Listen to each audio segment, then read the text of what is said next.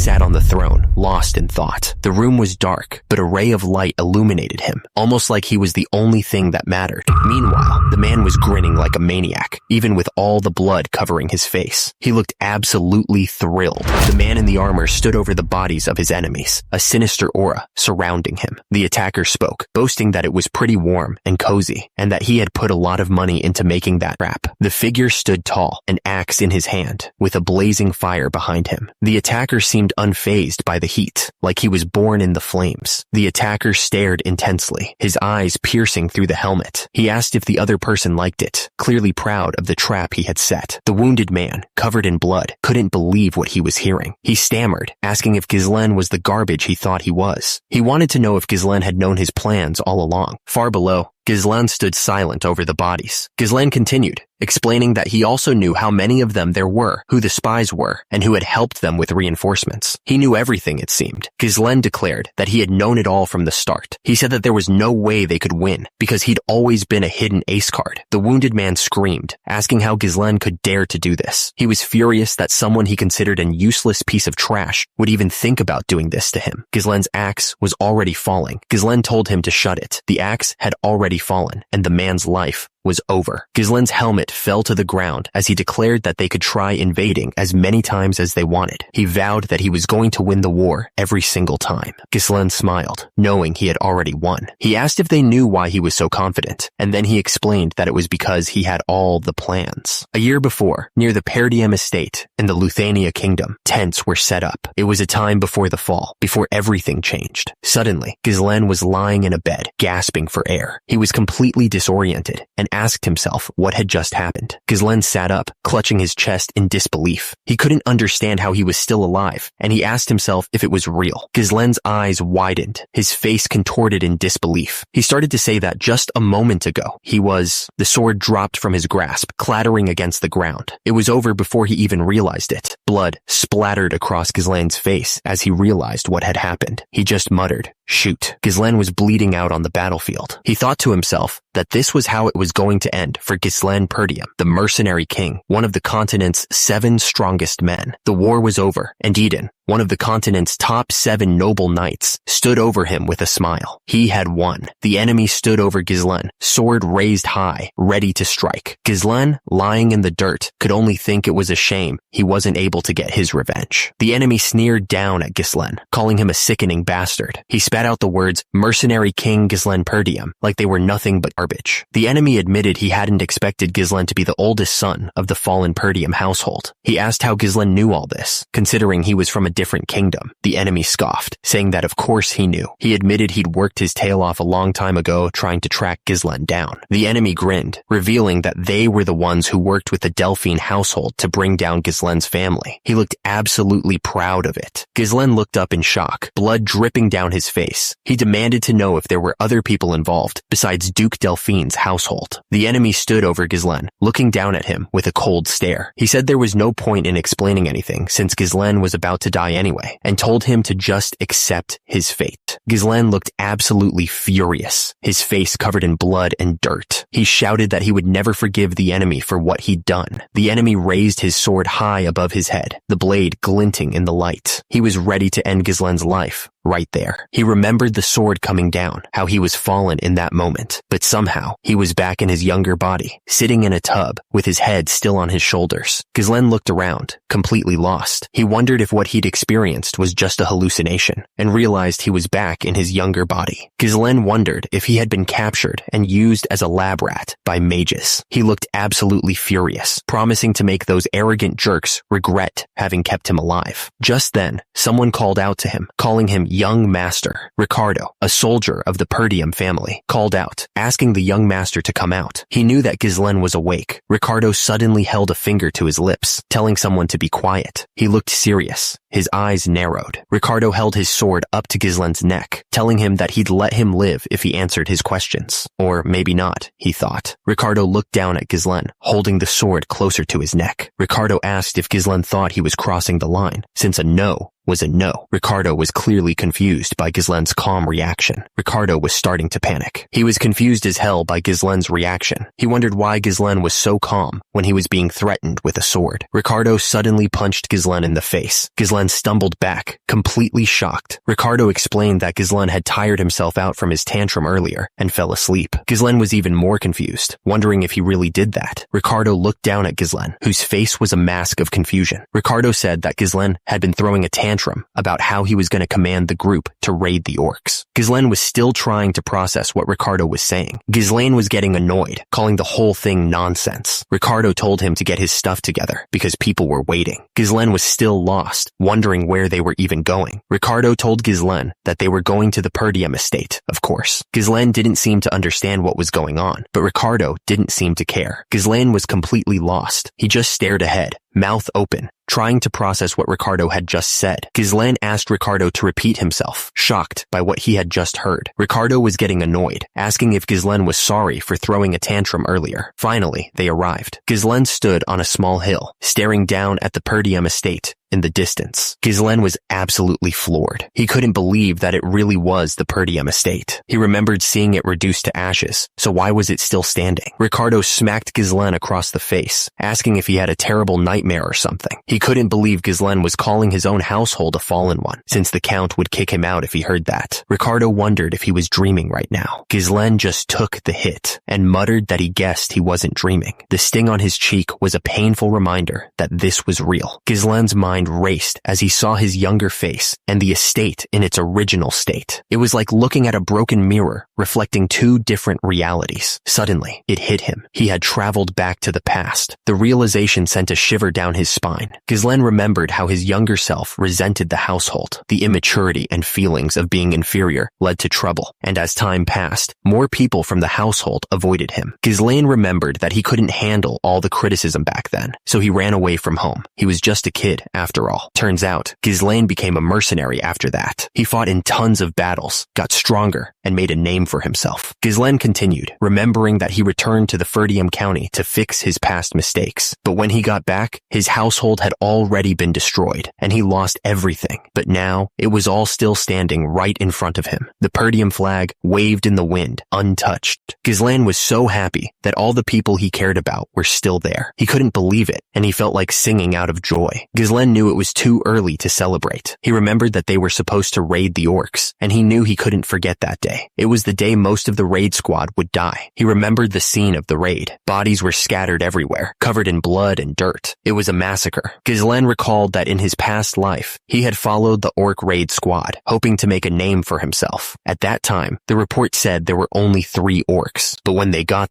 there were more than 20 orcs waiting for them. Almost everyone ended up dying because Ghislaine had been stubborn and wanted to command the squad. Ghislaine figured it should be doable enough, since those orcs didn't really have a strategy. The problem was whether these guys would trust him, since they all thought he was some useless scumbag. Ghislaine smirked, looking up at the scaffolding that had just been destroyed. He seemed almost happy about the destruction around him. The soldiers were caught completely off guard. They shouted that it was the orcs, their voices full of fear. The orcs were already upon them, axes raised and ready to strike. The soldiers screamed that the orcs were here, but it was too late. Ghislaine looked surprised, almost caught off guard. He wondered if the orcs had arrived this quickly in his past life as well. The orcs started tearing through the soldiers, leaving a trail of blood and bodies. It was a brutal scene, just like Ghislaine remembered. Raid Squad Commander Scovin shouted for everyone to get into formation. He ordered them not to panic and to get into a defense formation immediately. An orc swung its massive axe, taking out multiple soldiers with one swing. They didn't even have time to scream before they went flying. One of the soldiers realized they had let their guard down. He was pissed that they were getting ambushed when they weren't prepared at all. He shouted that there were way more orcs than they had been told, and at this rate, they were all gonna die. Another soldier screamed that there was an orc right behind Commander Scovin. The orc was already raising its weapon, ready to strike. The orc's axe smashed into the ground with incredible force, right where Scovin had been standing just a moment before. The ground cracked from the impact. The orc's axe was coming down fast, and Commander Scovin knew he couldn't dodge it. He braced himself for the hit, closing his eyes. Suddenly, Scovin heard a sound that made him open his eyes. At the same time, Ghislaine was moving at lightning speed, taking on the orc. Scovin couldn't believe what he was seeing and called out,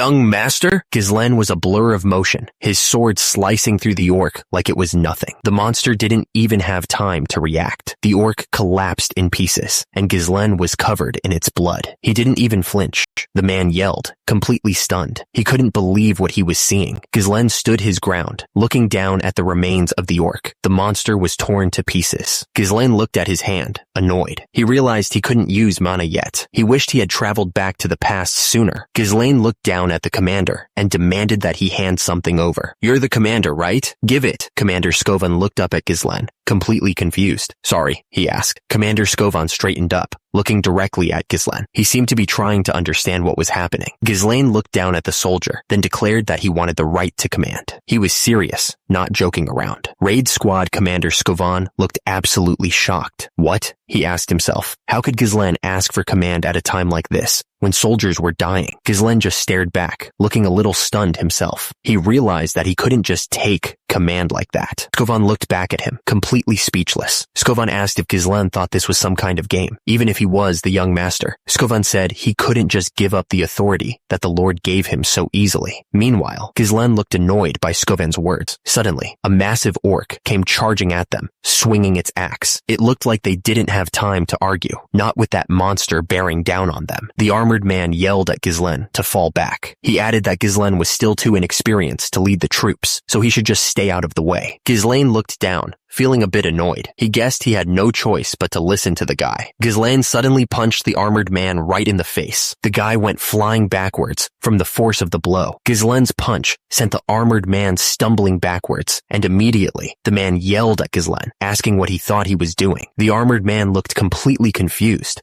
He didn't understand why Ghislaine would attack him like that. The sword pierced right through the orc's head, killing it instantly. The massive creature teetered for a moment, before finally collapsing. The orc's body crashed to the ground, a sign of victory in this battle, and immediately, the nearby soldiers stared in disbelief at the fallen monster. Ghislaine looked at Skovan, clearly thinking about something important. He asked Skovan if he knew what the most important thing in battle was. Ghislaine continued, explaining that there was no hope of winning a battle when the troops were filled with fear. The soldiers looked nervous, wondering what he was gonna do. Ghislaine's eyes flashed with determination as he spoke. He declared that they needed to gain momentum, a smirk playing on his lips. Ghislaine held up a hand, silencing the nervous soldiers. He needed them focused, not panicking. Ghislaine didn't wait for their fear to take root. He leaped over the heads of several orcs, getting the jump on them. He spun through the air, sword flashing. Orcs fell left and right, their blood splattering the ground. Ghislaine stared down at his sword, now dripping with orc blood. He yelled for the orcs to come at him. Ghislaine's eyes burned with rage as he scanned the remaining orcs. He promised he was going to kill every last one of them. Ghislaine was surrounded. He spun, his sword a blur, desperately trying to keep the orcs at bay. Each swing was a gamble, a desperate attempt to survive. He didn't let up. Ghislaine sashed at an orc, the blade tearing through its flesh. Blood splattered as the orc roared in pain, but there were so many more. One of the orcs watched the young master fight. He couldn't believe what he was seeing. He thought to himself, am I dreaming? Even as a mana user, it's hard for me to do anything. So how is that skinny young master doing all of this? Ghislaine was starting to feel it. Sweat poured down his face, and his muscles burned. He was getting tired. He was pushing himself to the limit. But Ghislaine wasn't just swinging wildly. He was using the smallest of moves to dodge attacks, and using his superior swordship to strike at their weak spots. Ghislaine had the skill of a manaless swordmaster. It was as if a red aura was starting to surround him. The orc looked surprised at Ghislaine's strength. Ghislaine shouted that he still wasn't warmed up, asking if that was all they had. Ghislaine taunted them, saying they weren't living up to their reputation as a warrior species. He then started running away, as all of them charged at him. The soldiers watched the young master run away, and one of them asked if he was really running. Another soldier shouted for the commander. The commander looked absolutely furious. He wondered what the hell Ghislaine was thinking. Ghislaine was running into the group of orcs and drawing their attention, which seemed like a good move, but running away now, and in that direction, it was the edge of a cliff. He was leading them straight to it. The commander's eyes went wide. Wait, a cliff? He finally understood what the young master was planning. The commander shouted, telling the troops to raise a shield wall. As he gave the order, the soldiers quickly formed ranks, raising their shields in unison. One of the soldiers shouted that they would follow the first son. They were ready to follow Ghislaine into whatever crazy plan he had.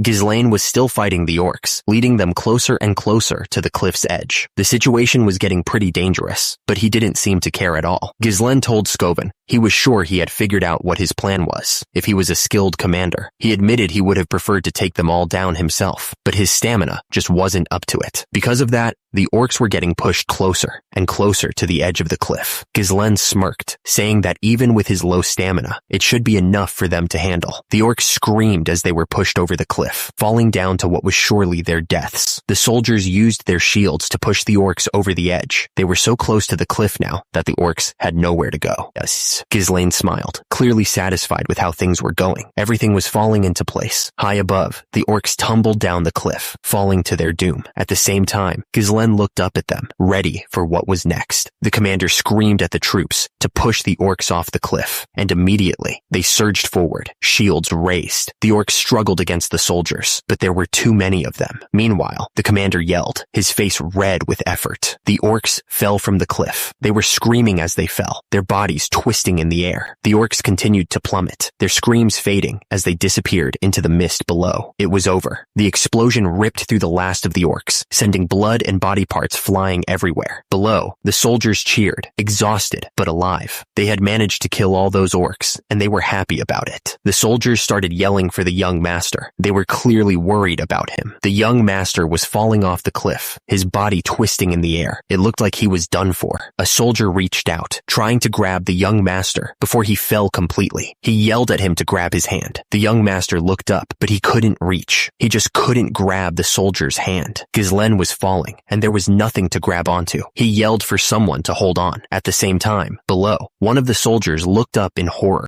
The soldiers all yelled out, calling for the young master. They were scared he was gonna die. A small voice called out, just barely audible. It was Elena. She was calling for Ghislaine, her voice full of worry. Ghislaine looked up, his eyes widening. He could have sworn he heard Elena's voice. Elena? He thought. The reflection of Elena appeared in broken shards. She asked if their mom was gone, thanking Ghislaine. Then she asked what was wrong with him these days, saying he was the worst. Ghislaine stood alone, lost in the darkness. He looked down at his open palm, his expression unreadable. Ghislaine muttered that these were his memories of Elena. At the same time, someone punched him in the face. Young Elena was reaching out and asked to go together. Tears streamed down her face. Ghislaine woke up with a start, sweat dripping down his forehead. He stared blankly at the ceiling, trying to make sense of what just happened. Ghislaine woke up in a bed, inside a familiar room. He was alive. It seemed like they had saved him. He sat up, rubbing his forehead. Was that all just a dream? His entire body ached. It had to be the consequence of pushing his body to the limit. Well, I guess it made it easier to know that he was still alive. Suddenly, a voice called out, "Master?" Belinda rushed into the room, looking relieved. Ghislaine looked at her, confused. "You're awake, Belinda." Belinda hugged Ghislaine tightly, asking if he knew how worried she was. She wondered if they should have let the soldiers handle the orcs. She was clearly relieved to see him alive. Belinda asked what he was doing and if she had done something wrong. Ghislaine told her no, he was just glad to see her, his personal tutor. Since he was little, she was the only one who continued to stay by his side, despite his idiotic antics. But after the family fell to ruins and she went missing, he was no longer able to see her again. He remembered her shoe being left behind. Ghislaine thought he never thought he'd get to see her like this again. He wondered why she was so happy when they saw each other every day. He needed to tell Belinda the truth. Ghislaine told Belinda to listen to him carefully, because a catastrophe would soon strike Ferdium. Belinda was confused and asked what he was saying. The truth was, Ghislaine told Belinda that he died and came back to life. Belinda didn't believe him for a second, joking that a cat almost killed him. Ghislaine was frustrated and tried to explain that he wasn't talking about that and that Ferdium was in grave danger. Belinda scolded Ghislaine, warning that if he kept making a scene like this, he'd end up in jail. He realized that she didn't believe him, so this wasn't going to work. Belinda asked him what he would have done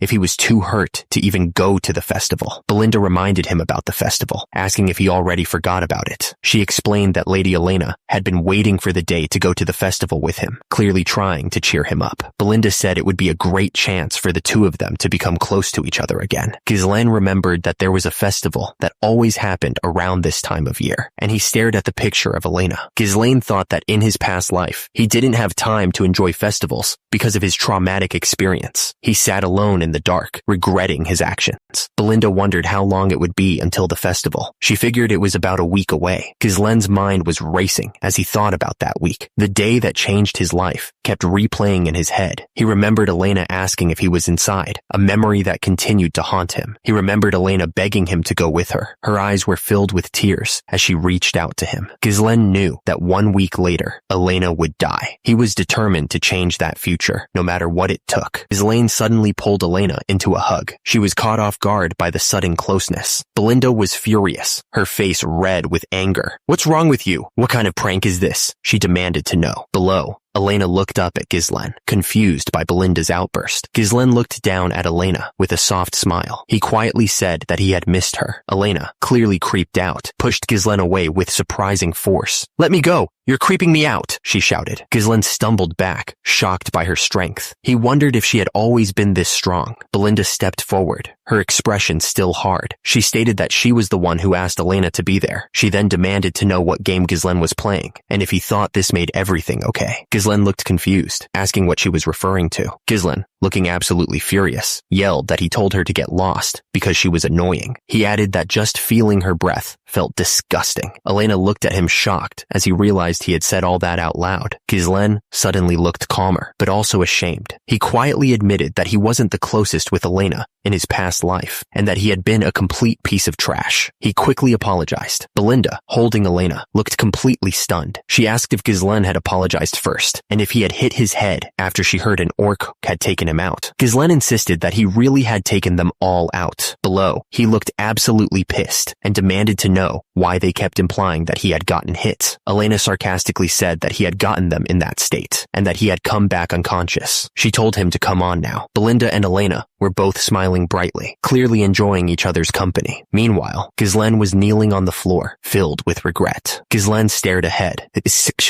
his expression hardening. He thought to himself that everyone was as he remembered them, and wondered why the past version of himself had wasted so much time on useless things. Ghislaine remembered the festival that was coming the next week. He recalled that he had rejected Elena's offer to go together, making up some excuse that the events from the raid squad had upset him. That was the last time Ghislaine had seen her. He remembered that Elena's body was later found shredded to pieces, along with her bodyguards. Below, the brutal scene of the massacre was still fresh in his mind. Ghislaine clenched his fist, his knuckles turning white. He thought he should have been with her, no matter what. Ghislaine was kneeling on the ground, looking up at them. He asked if they could head inside. 2 guards in full armor stood at attention. They announced that Miss Elena had arrived. These were her bodyguards, Jamal and Philip. Belinda asked Elena if something had happened to her that she had to wait outside. She apologized, explaining that the servants had asked Elena to oversee their work on the festival supplies. She wondered why they would ask Elena to do that. Below, Ghislaine looked up, confused and concerned. Belinda told Ghislaine that he wouldn't know anything anyway, because he always lazed around all day. She wondered why there was such a shortage of workers in Ferdiem, that even the young lady needed to work. She then said she was heading out, and that Ghislaine should take care of himself. She added that she didn't care about these things back then, so it was obvious that she didn't know. Meanwhile, Elena walked away with her bodyguards. Ghislaine stood up, looking determined. He offered to help as well. Elena looked up, clearly confused by his offer. Belinda wondered if Ghislaine had really gotten hit in the head. Why else would he volunteer to help?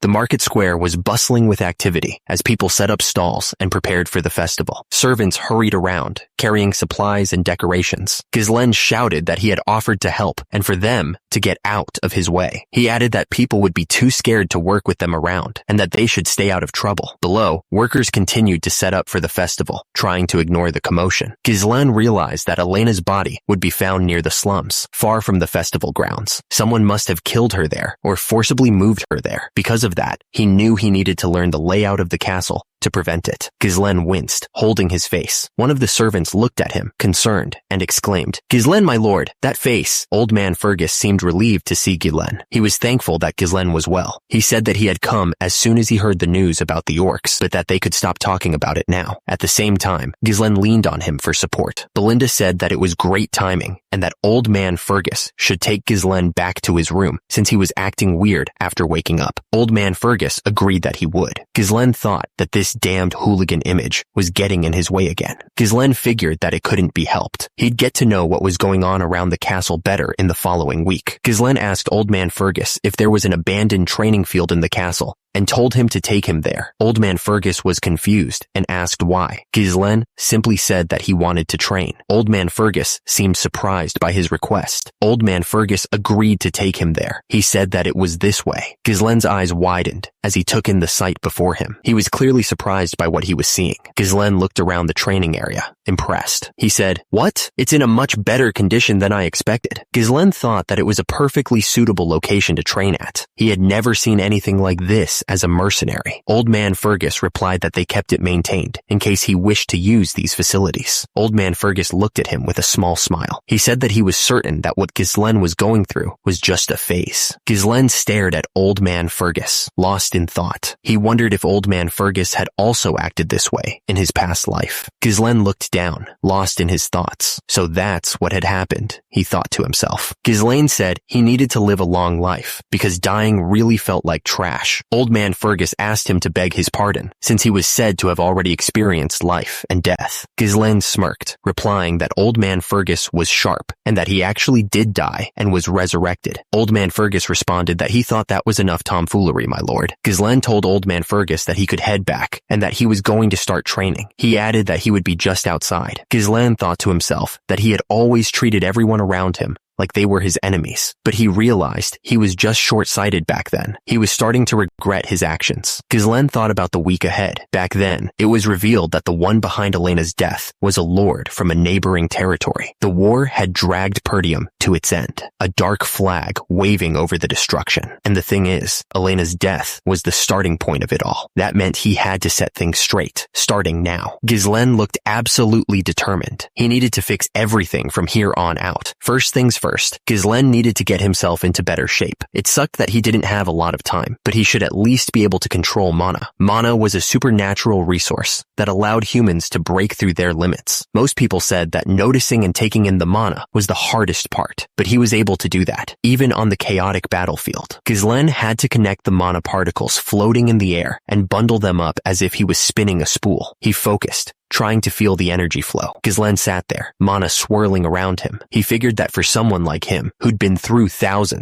tens of thousands of battles, creating a mana core was a piece of cake. He wasn't just relying on talent, though. Ghislaine had a method from that half-burned book on magic that he picked up, and because of that, he was able to stand with the strongest 7 of the land. He was using the natural mana core of humans to his advantage. Ghislaine could create a second, and even a third. The power was flowing through him. He was creating a connected mesh of multiple cores. As a result, he could create an explosive force. The energy was almost too much to handle. Ghislaine coughed up blood as he kneeled down. 3 was his limit, for now anyway. Even though he was able to reach 5 in his past life, he stared at his hand, still covered in blood. This method allowed one to create an explosive force in a short time, but it also required an extremely large amount of mana. In return, it was a dangerous game he was playing. That loss to Idun still stung. It was the primary reason he had lost in his past life. He remembered bringing a whole Night Order to fight against him when he had run out of mana. He was sure he would have won if it was a fair fight. He clenched his fist, looking down. It was inherently an unstable technique, but this was enough for now. He had a youthful body and a lot of time now. He would get his revenge and take Idun's head this time. His face twisted in rage. Even those bastards standing behind House Delphine, who helped destroy their country, he would destroy them all. 1 week later, it was the day of the festival. The castle loomed in the distance, unaware of the storm about to break. Ghislaine tightened his sword belt, preparing for whatever might happen. He had a bad feeling about this festival, and he wasn't going to be caught off guard. Sword at his side, Ghislaine walked through the festival. People bustled around him, enjoying the festivities, but he was on high alert. He scanned the crowd, searching for any sign of danger. Suddenly, Elena stopped dead in her tracks. Her eyes widened in surprise, and she stared directly at Ghislaine. Elena looked looked surprised to see him. She said, "Wow, you really came. What happened? You never come to these sorts of things." Ghislaine responded that, as a Perdium, he should at least come to festivals every once in a while. Elena narrowed her eyes, looking at him suspiciously. She told him he'd been acting real odd recently, and that she'd heard he'd been doing nothing but training in the past week. Elena asked what was so wrong about the next in line of a Knight family training. She didn't care about these kinds of things before. She reminded Ghislaine that he was the one who said their dad was annoying, and that he wished he was the Lord already. Elena smiled and said that she liked the way things were now. Ghislaine remained silent, listening to her every word. Elena looked at him, commenting that it seemed like the old him was back. Meanwhile, Ghislaine was lost in thought, considering his next move. Ghislaine realized something in the past week. He understood that his actions had changed, so his reception and the future were also slowly beginning to change. Belinda told the guards to figure it out themselves if the young master created trouble. She warned that they really couldn't afford to have any problems, especially with a lot of visitors. She told them not to worry. They could trust her. The general flow of things might be the same, but it was difficult to know how his actions would impact everything. He had to consider every possibility. Making good use of the information from the future was his job.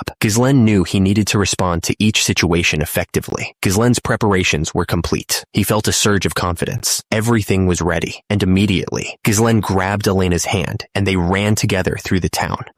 That was fun. The castle stood tall under the night sky. Ghislaine admitted that the festival was getting a little boring, since it was the same every year. He wondered if the reason nothing new had happened was because he was with Elena. The festival was almost over, but nothing special had happened yet. Ghislaine asked Elena if she wanted to check out other areas too. He knew from a friend that there were new events elsewhere. Elena seemed excited by the idea. Elena grabbed Ghislaine's hand, telling him that this better be fun. But then, someone spoke from behind them. Ghislaine turned around, staring at the person and wondering if it was them. The newcomers had a sinister look on their faces, closing in on Ghislaine and Elena. "The traitors of our house," they shouted, their voices filled with hate. The group of people moved closer, blocking any chance of escape. "We're here," one of them yelled, his eyes fixed on Ghislaine and Elena. The street was deserted, with no one around to help. The only sound was the wind whistling through the empty buildings. One of them scoffed, looking around with disgust. He wondered what this was all about, and if anyone would actually perform in a dump like this. He added that they probably weren't ready yet, and that people would be here soon. "Don't make me laugh. Would you want to perform in a place like this?" One of the men spoke, saying that this was all as expected. He said that this looked like a simple deserted street at first sight, but looking at the traces of chaos, he was checking the escape route. The armored man declared that preparations must have been made in advance. Ghislaine told Elena to go, but she wasn't having it. Elena refused to watch any show in a dump like this. The armored man asked if Elena worked out, wondering why she was so strong. Elena looked completely puzzled by the question. The armored man ordered them to wait a little longer. Below, Elena looked concerned, calling out Philip. Elena asked why they were acting so strange, clearly spooked. The armored man apologized, saying he didn't mean to scare her. The armored man said it was just that a reasonable request had come in. Elena looked shocked, asking what he meant by a request. They walked into the town square, but something felt wrong. There was a strange tension in the air, like they were walking into a trap. Suddenly, 3 cloaked figures appeared, walking towards them. The way they moved was unsettling, like they were gliding instead of walking. Frank stepped forward, his face partially hidden by his hat. He said that, as expected, their work process was clean. Frank continued, saying that they had brought the young lady, as promised, so they should end the deal right there. He seemed eager to get out of there. Frank looked confused, asking if that wasn't the eldest son of the Perdium family. He didn't think he had requested to bring him here. Below, Ghislaine stood next to Elena, looking unfazed. Frank smirked, saying he would just hand him over for free. He added that Ghislaine had followed them foolishly, not knowing this would be his graveyard. Down below, Ghislaine heard Frank accuse Jamal of selling them out, asking if he really thought he could get away with it. Frank smiled, telling them to worry about themselves first. He figured all they had to do was run away to a faraway place. He went on to say that they were just getting sick and tired of this impoverished land, tormented by the barbarians anyway. Frank was sure there were plenty of others leaving Perdium besides them, right? Ghislaine stood there,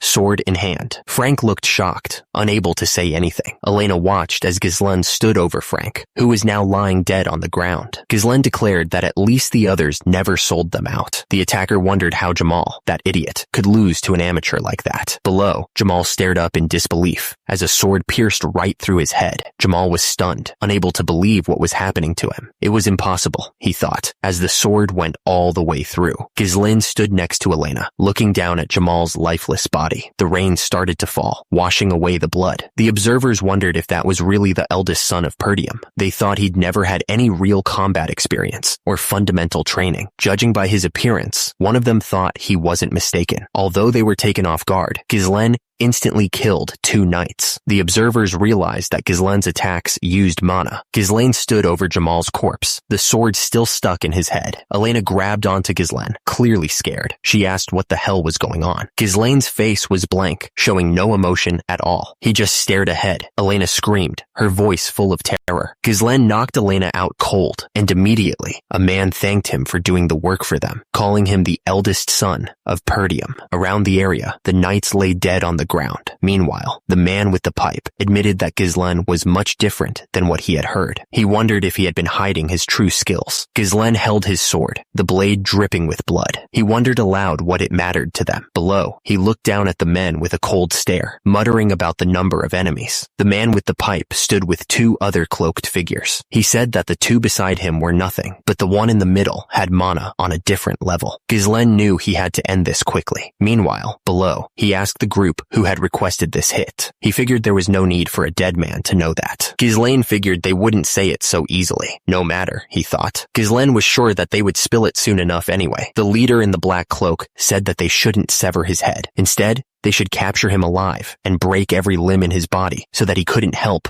but go mad. The leader went on, saying that he had to writhe in pain for the shape to come out beautifully. He seemed to enjoy the thought. The leader's men shouted their agreement and charged forward. As a result, one of the attackers hit the eldest son of Perdium with a stick. The eldest son of Perdium realized it was a trap and shouted, "Firecracker!" He looked absolutely furious. The stick slammed into the eldest son of Perdium's face with full force. He was immediately swarmed by the attackers, who were all trying to take him down at once. The eldest son of Perdium deflected the blow with ease. He scoffed, saying it was a shallow trick. The eldest son of Perdium didn't give the attacker a chance to recover. He pressed forward, his sword a blur of motion as he aimed to end the fight quickly. The cloaked figure tried to block, but the eldest son of Perdium was too fast. His blade danced around the clumsy defense, searching for an opening. The eldest son of Perdium's sword found its mark, slicing through the air. Blood splattered as the cloaked figure stumbled backward, clutching at the wound. The eldest son of Perdium stared down at his fallen opponent. He looked absolutely furious. The eldest son of Perdium's attack crashed against the other man's defenses, sparks flying as their blades met. Below, the swords were locked in a stalemate, neither giving an inch. The attacker was clearly surprised that the eldest son of Perdium had managed to block his attack. He thought it was a perfect sneak attack too. The eldest son of Perdium didn't waste a second. He rushed forward, his swords aimed at the attacker. The eldest son of Perdium's swords moved faster than the eye could follow, each strike precise and deadly. As a result, the attacker was sent flying backward, blood splattering everywhere. The attacker's pipe went flying through the air, a clear sign of the force behind the eldest son of Perdium's blow. The eldest son of Perdium's sword came down with incredible force, ready to end the fight, but the attacker managed to block the strike at the last second, clearly surprised that he was still alive. The attacker was surprised he was still alive. If he hadn't been lacking in mana, he would have been beheaded just now. He wondered how the eldest son of Perdium had survived a strike to his neck. Had he focused his mana around his neck to reduce the damage? The attacker held his sword steady, ready for another strike. He had no clue how the eldest son of Perdium had learned such a strange swordsmanship at that age. The attacker grinned, revealing his scarred face. He declared that the eldest son of Perdium would die right there. The attacker was surrounded by a bright blue light, his mana flaring. He sneered, confident in his power. He told the eldest son of Perdium that there was no way he could beat him with such weak mana. The attacker's face was twisted with rage, his eye glowing with power. He was going to make sure the eldest son of Perdium died right there. The eldest son of Perdium grinned, holding his swords ready. He looked like he was actually enjoying himself. The attacker's eye widened, confused. He couldn't believe what he was seeing. The eldest son of Perdium was smiling. Before the attacker could react, the eldest son of Perdium moved like lightning. The attacker was cut across the chest, blood spraying everywhere. Ghislaine didn't give the attacker a chance to recover. He unleashed a flurry of attacks, each strike aimed to disable.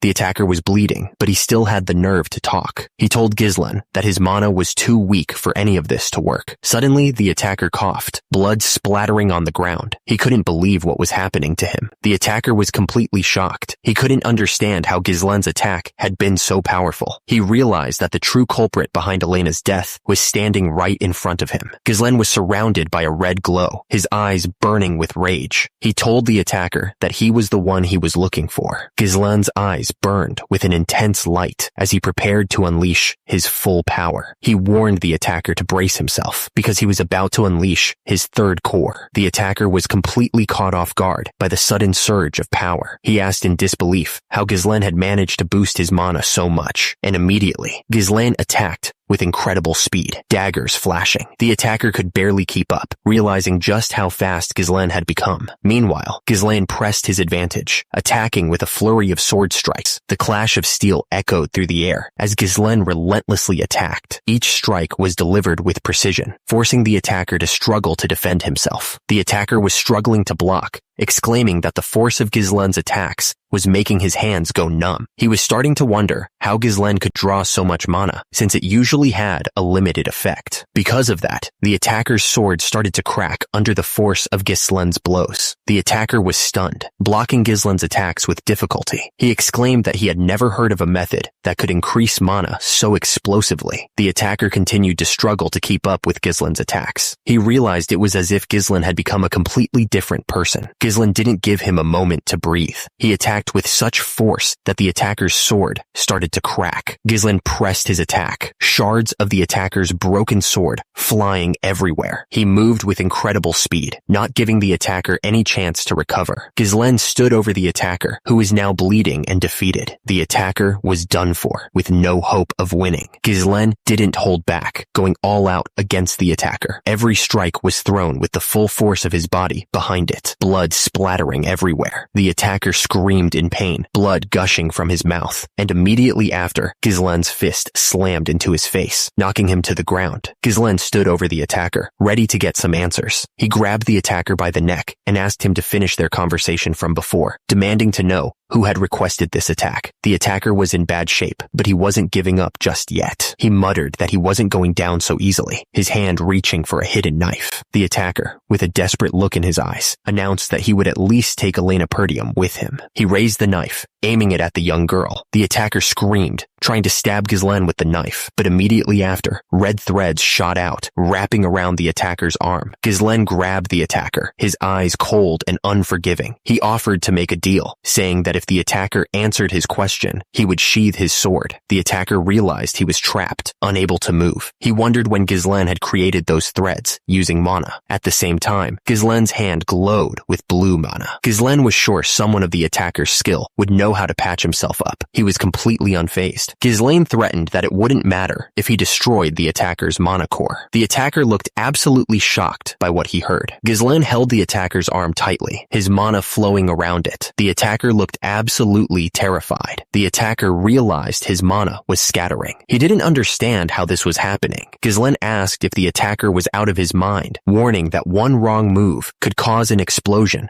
and blow everything away. He added that self-destruction was for the unskilled. Ghislaine replied that he could manage it. He looked completely calm, like there was nothing to worry about. The attacker realized Ghislaine wasn't bluffing. He was really going to do it. The attacker's eye reflected a terrible truth. He was about to die. He knew it was over. The attacker, on the verge of death, revealed everything. He blurted out that it was Count Desmond who had ordered the attack. He explained that Desmond needed a reason to start a war against the Perdium and Degard families. Ghislaine realized that it was Desmond. He thought to himself that in his previous life, this sort of dirty work was left to families allied with the ducal house. He wondered how Duke Delphine dared to orchestrate this nonsense behind the scenes. Ghislaine asked if that was why he wanted to kill Elena. The attacker, barely alive, could only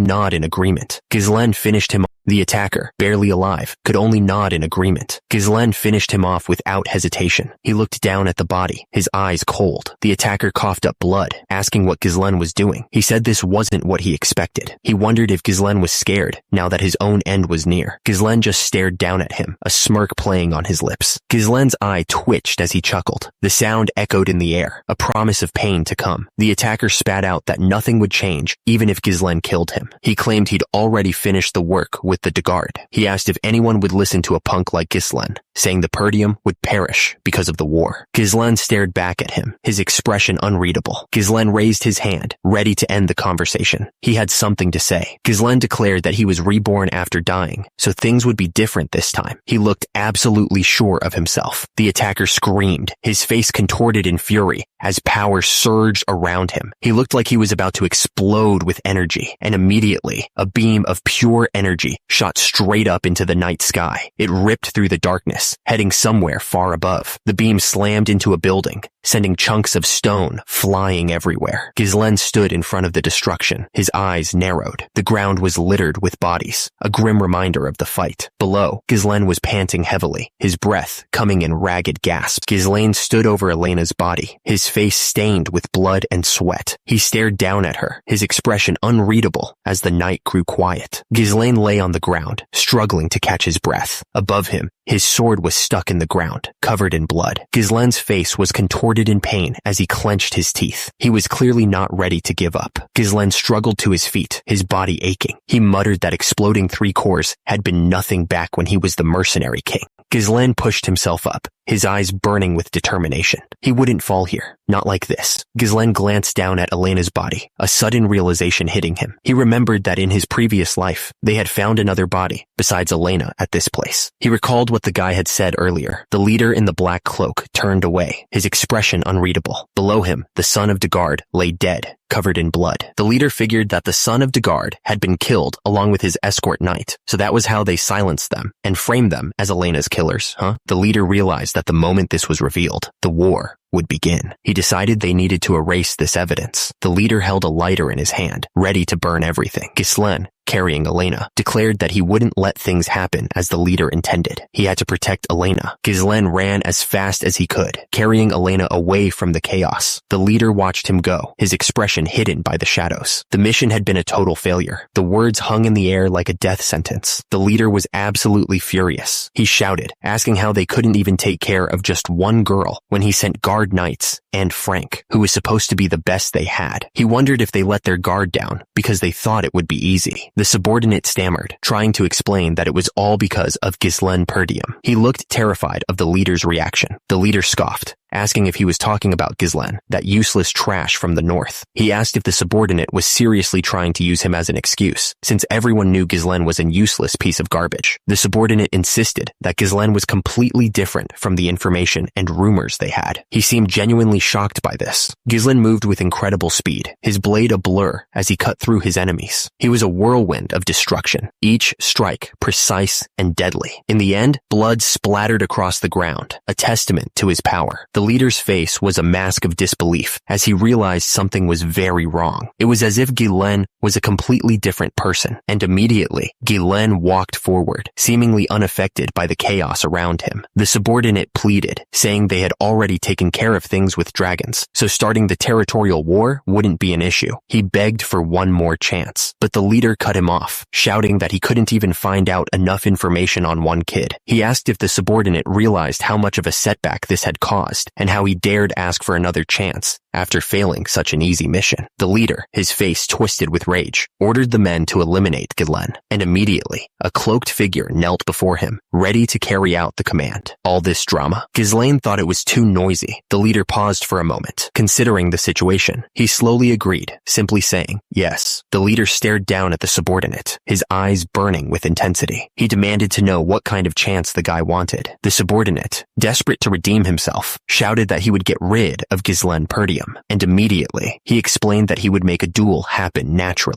The leader was curious, wondering who the subordinate had in mind. Down below, the other subordinates waited anxiously for the answer. The subordinate revealed that the person he had in mind was Kane Loops. He explained that Kane was famous for his self-created swordsmanship, and, despite his young age, had become a powerhouse. The subordinate added that he could confidently say that Kane was a monster in the north, and a match for the top strength. The subordinate added that Kane was also Ghislaine's cousin, so he was sure it wouldn't be hard to get them to meet. Below, the leader listened intently, waiting for him to continue. The leader's face was hidden in shadow, but his voice was clear. He warned the subordinate that if he failed again, the leader's eye glowed with a menacing light. He finished his warning, saying there wouldn't be a next time if he messed up again. The subordinate responded immediately, promising that he wouldn't disappoint the leader. Meanwhile, back at Perdium Castle, the training hall was quiet. The air was still, but that wouldn't last for long. An armored knight suddenly shouted, warning the young master that something was coming towards him. At the same time, a bright blue energy ball hurtled forward, leaving a trail of power behind it. Immediately, the knight prepared to strike, his sword glowing with the same blue energy. As a result, a blade of pure energy cut through the air, heading straight for the approaching ball. The knight's grip tightened around the sword, his knuckles white with tension. He focused all his power into that one swing, ready to meet the energy ball head on. Ghislaine stood in the training hall, watching the knight's display of power. He seemed impressed, but also a little surprised by what he had just witnessed. He muttered, "All right, that should do." Fergus approached the knight and said, "Oh, old man Fergus, sorry, you were so focused on your training." He paused, his curiosity getting the better of him. He asked, "How did you do that just now?" Ghislaine held up a glowing string of light, a strange look on his face. He asked, wondering what it was. Ghislaine explained that it was a mana thread, a way of using mana like a string. He looked closely at the glowing strands, his brow furrowed in thought. Ghislaine recalled that he used to use mana thread all the time in his past life, but with his current skill level, he would need to use too much mana to use it like he used to. Ghislaine realized that if he just made one thread to use less mana, he could still use it despite having less mana. A grin spread across his face as he figured it out. Fergus admitted that he thought he had trained his mana for a long time, but he had never seen anything like this. He was clearly impressed by Ghislaine's control. The man was stunned, he thought to himself, wondering how Ghislaine was suddenly able to use mana like that. Just a while ago, he didn't even train it. Ghislaine asked if the man wanted something from him. The man responded that he just wanted to stop by to say something. He seemed a little nervous. The knight thanked Ghislaine for protecting the young lady. Ghislaine replied that it was just something he should have done. He seemed a little embarrassed by the praise. Ghislaine suggested that they go eat. He was probably starving after all that fighting. A few days passed after that. The festival was paused, which made sense, since a guard knight tried to traffic the young lady. What a scumbag. Elena was getting annoyed. Everyone thought she was lying when she said Ghislaine was the one who saved her. She thought they should say something to them, but she knew it was fine, since they wouldn't believe them anyway. At the same time, other people sat around a table. Belinda realized it was Jamal and Philip who were trying to take Elena for themselves. Those scumbags. Belinda knew they were perverts. Below, Ghislaine thought about how Elena lived. Ghislaine had been able to stop the war from happening, but he was sure they wouldn't give up. He couldn't stop them on his own forever, so he realized he needed to grow a military force. Because of that, he knew he had to get more into politics. Ghislaine interrupted, excusing himself. He knew he had to get more into politics in order to do that. He'd have to get used to it fast. He was already getting pulled in different directions. Ghislaine was confused. He asked Belinda why they were getting dessert first. Belinda reminded him that he knew how their situation was. They had bigger problems than bread. A man lay on the ground in shock, probably from the recent events. At the same time, a man below yelled, demanding that they compensate the damages they had caused with the cancellation of the festival. A man was trying to calm down the crowd, but it was no use. The crowd was shouting, demanding compensation. They were saying that the people inside were swimming in money and should come out. Ghislaine looked out the window, confused. What the hell was going on out there? Belinda turned to Ghislaine, explaining that she knew they'd do this. She reminded him that their county was full of merchants who made a living from the profits that came from the festival, right? The crowd continued to shout. Since the festival was cancelled after just one day, it made sense that they were upset. Ghislaine looked worried. Was the county situation really that bad? This wasn't good at all. He realized that the crowd would only get more aggressive if he didn't do anything about it. Ghislaine turned to old man Fergus, demanding to know what the soldiers were doing. He ordered him to send them down to calm that crowd down. Fergus told him that they didn't have any soldiers. Ghislaine was shocked. Most of them had been sent to the Forest of Monsters for the reforestation because of the orc raid. Because of that, they were all there.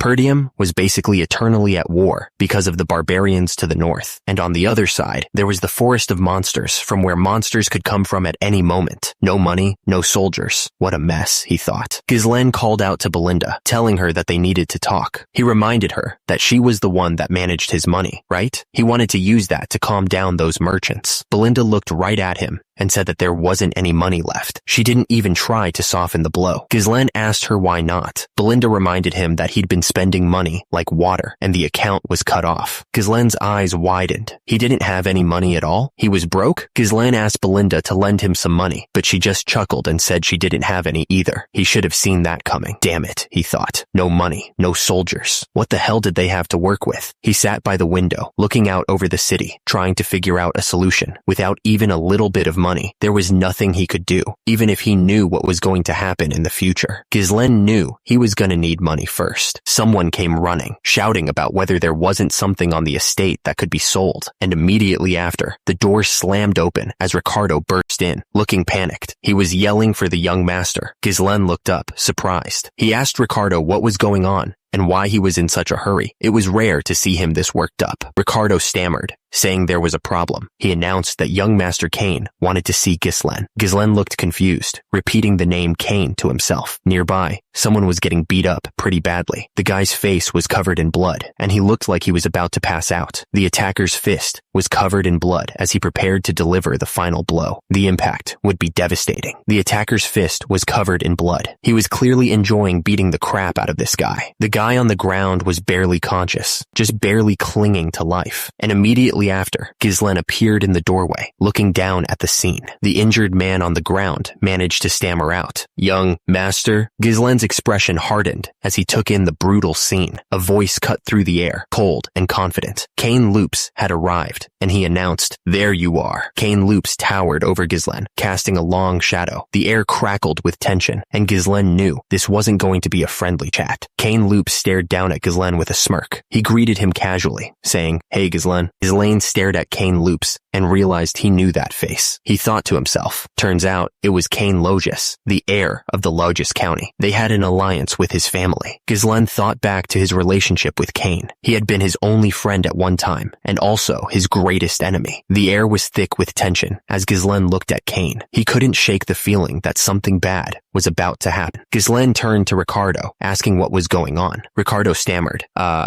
you see, we responded to a report of a disturbance at the tavern." Ricardo explained that they found Kane Logis at the tavern with his escort knight. Kane recognized them and asked if the rumors about Ghislaine were true. So, Commander Scovan explained the details of the rumors to him. Kane grabbed the guy by the throat, lifting him off the ground. He demanded, "You dare lie before the heir of Logis?" Ricardo looked nervous. He muttered, and that was how it happened. The guy who got choked started talking. "Hey now, if you're gonna tell him, you better tell him the truth. He claimed that you, who's never even trained, took down an orc with your bare hands and dealt with the treacherous escort knights yourself. That's why I just gave him a little wake-up call to knock some sense into him." On the ground, the injured man groaned. Kane stared down at Ghislaine, clearly not happy. "This wouldn't have happened if you didn't lie in the first place," he said, his voice cold. Ghislaine was thinking about Kane. He had always treated him like he was less important. Every time Kane visited Perdium, he always made a mess. Even after causing all that trouble, no one could say anything, because Ghislaine was basically his subordinate. No one looked down upon Kane, but Ghislaine always had an inferiority complex. Kane's confidence and bold behavior were praised as qualities fitting of an heir. That's why Ghislaine was criticized more. He closed his eyes, remembering those harsh words. Ghislaine thought to himself, look at this guy, huh? Usually, Kane would have charged at him with this much provocation. We're going back in time a bit, to Logis County. It was a while ago. Someone asked, sounding surprised, "What? Kill Ghislaine?" The cloaked figure replied that if he succeeded in this task, the esteemed one would support the Logis family. The cloaked figure explained that it wasn't hard to deal with a punk like him, but Ghislaine was also an heir to his land, so they could lure Ghislaine into a duel, making it look like an accident. And immediately, he added that he would go with him as his escort knight to plan everything, so there was nothing to worry about. The cloaked figure said that this was a rare chance, even for him, but the muscular man was thinking about how he would have to kill his own cousin, Ghislaine. Kane Logis looked impatient and said that they should leave right away. Kane Logis wondered if they wanted to eliminate Ghislaine because something about him had changed. He was starting to get a bad feeling about this. Ghislaine, who was nearby, looked over and asked what was going on. While some guys were fighting in the background, Kane Logis demanded to know why the other man was standing still. He told him to bring the thing that had been prepared for him. Cain added that they should liven up the mood and have an amazing time.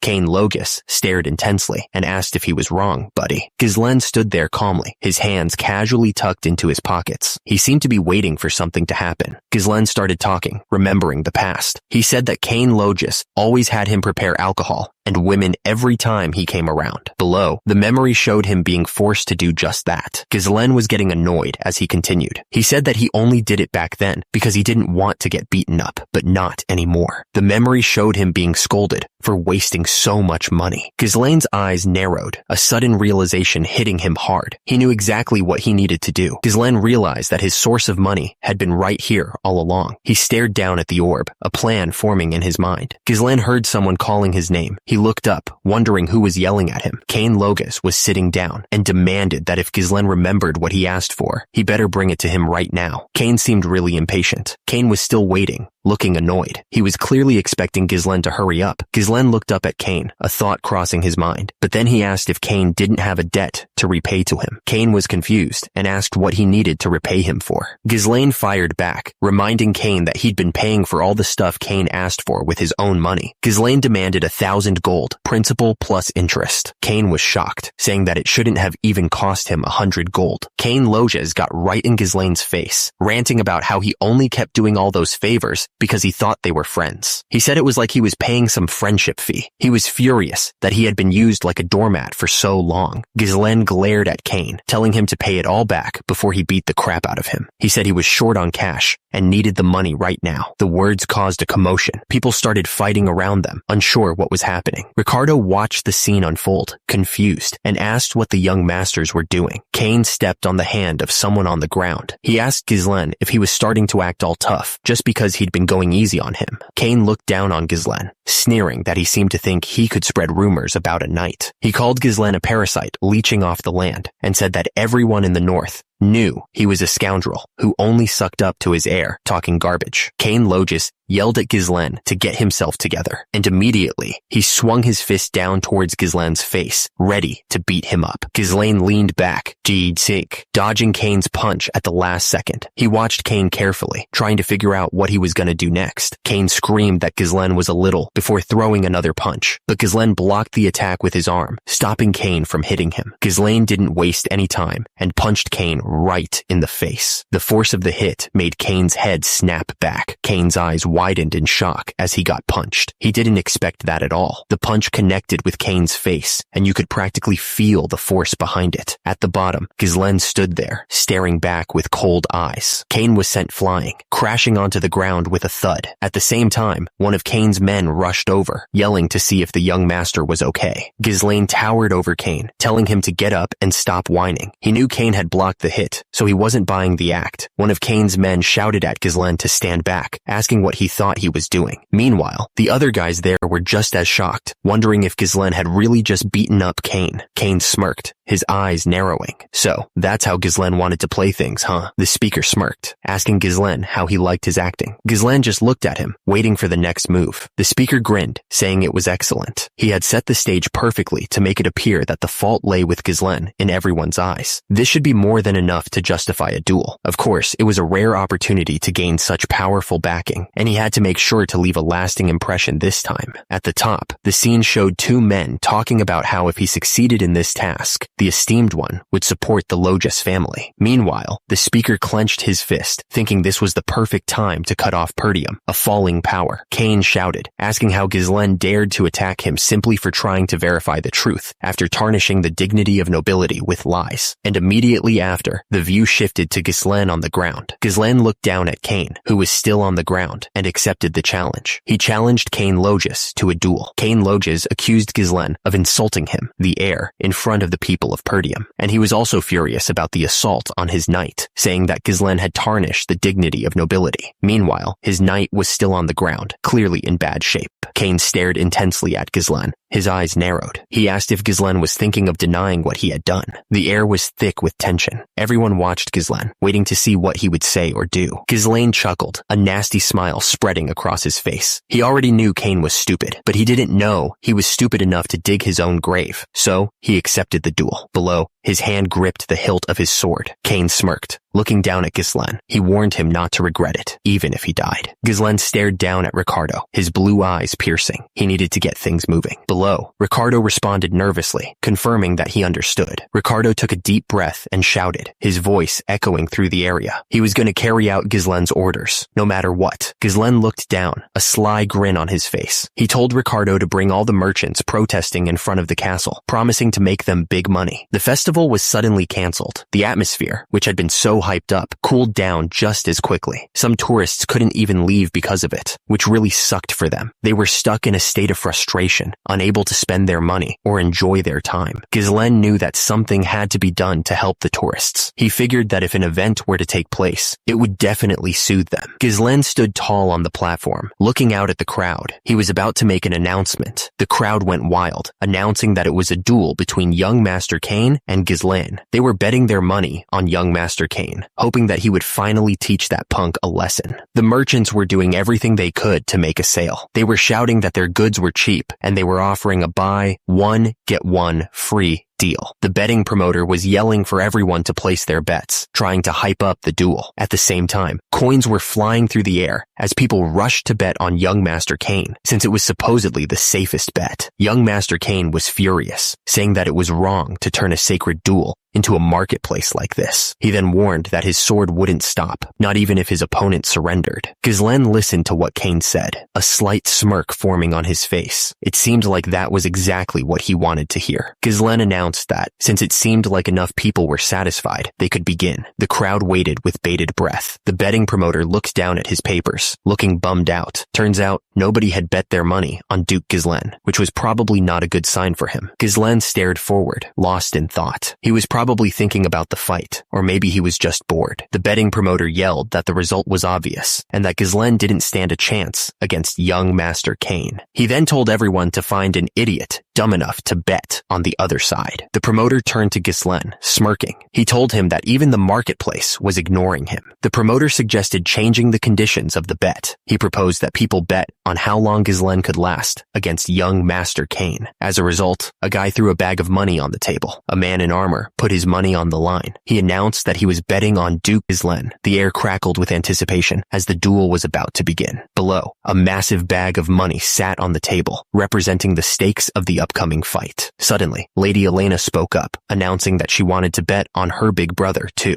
Beside her, Belinda watched with a small smile. Ghislaine looked shocked, clearly surprised that Lady Elena was getting involved. Below, one of the men looked back at her, equally surprised. Lady Elena declared that the money should be enough. She reminded them that she had advised against this whole thing. Young Master Cain, at the bottom, looked annoyed that he had to wait. Young Master Cain told Ghislaine to get ready. He said that since he was older, it'd be strange for him to make the first move. Ghislaine just stared back, holding his sword. Ghislaine gripped his sword tightly. He was ready to face whatever came next. Ghislaine raised his sword high, ready to strike. He was focused on his opponent. Ghislaine stared down at Cain. His eyes narrowed. At the same time, Cain glared back, equally intense. Ghislaine held his sword steady, ready to fight. He told Cain that it was too late for him to act like the older one now. Cain charged forward with incredible speed. The force of his movement stirred up the air around him. Ghislaine swung his sword down with incredible force. Cain struggled to defend himself, barely managing to block the blow. Cain's eyes showed pure fear. He knew he was in trouble. Ghislaine stared down at Cain, his face twisted in anger. He told Cain that he had already stooped too low to save face now. Meanwhile, Cain struggled to block Ghislaine's relentless attacks. Ghislaine didn't let up, swinging his sword again and again. Cain barely managed to keep up, blocking each strike with a desperate parry. Ghislaine's sword moved like lightning, each strike carrying immense power. Cain was pushed back further and further, struggling to stay on his feet. The crowd was going wild, cheering for young Master Cain. They were sure that Ghislaine wouldn't even be able to land a single hit. Cain was smirking, clearly enjoying the attention. A man asked Lady Elena what they should do. saying they had to stop the duel right away. But Elena said it was too late. Anyone who dared cross swords with Cain was already trapped. Cain was moving fast, forcing Ghislaine to block each strike. At the same time, someone explained that Cain's opponents were always overwhelmed by his power. They would use all their energy just trying to dodge. The exhausted opponent, after dodging for a while, would eventually leave an opening, and as a result, they would meet their end, beaten on the ground. Cain was still smiling, confident as ever. He told Ghislaine that his skills had actually improved from before. Ghislaine readied his sword, realizing that Cain's movements actually made sense. He was starting to understand Cain's strategy. Cain attacked, taunting Ghislaine, telling him that he was always good at running away, even back in the old days. He seemed to be enjoying himself a lot. Ghislaine was sent flying into the air from the force of the blow. He had no chance to defend himself. At the same time, a man in the crowd shouted, "Young master!" But from below, Cain declared it was over for Ghislaine. He was sure of his victory. Cain brought his foot down, shouting that Ghislaine would die right there. The ground cracked from the force of the impact, and Ghislaine's face was filled with pain. Ghislaine looked down at Cain, ready to strike. He thought that he wanted to go easy on him. Ghislaine came down on Cain with his sword. He shouted that Cain had crossed the line. Ghislaine landed on his feet, his eyes narrowed in determination. He was ready to continue the fight. Ghislaine had recovered, using mana to steady himself. Below, a man in the crowd looked on in disbelief. He wondered if Ghislaine had really managed to return to a stable state by condensing mana into his legs.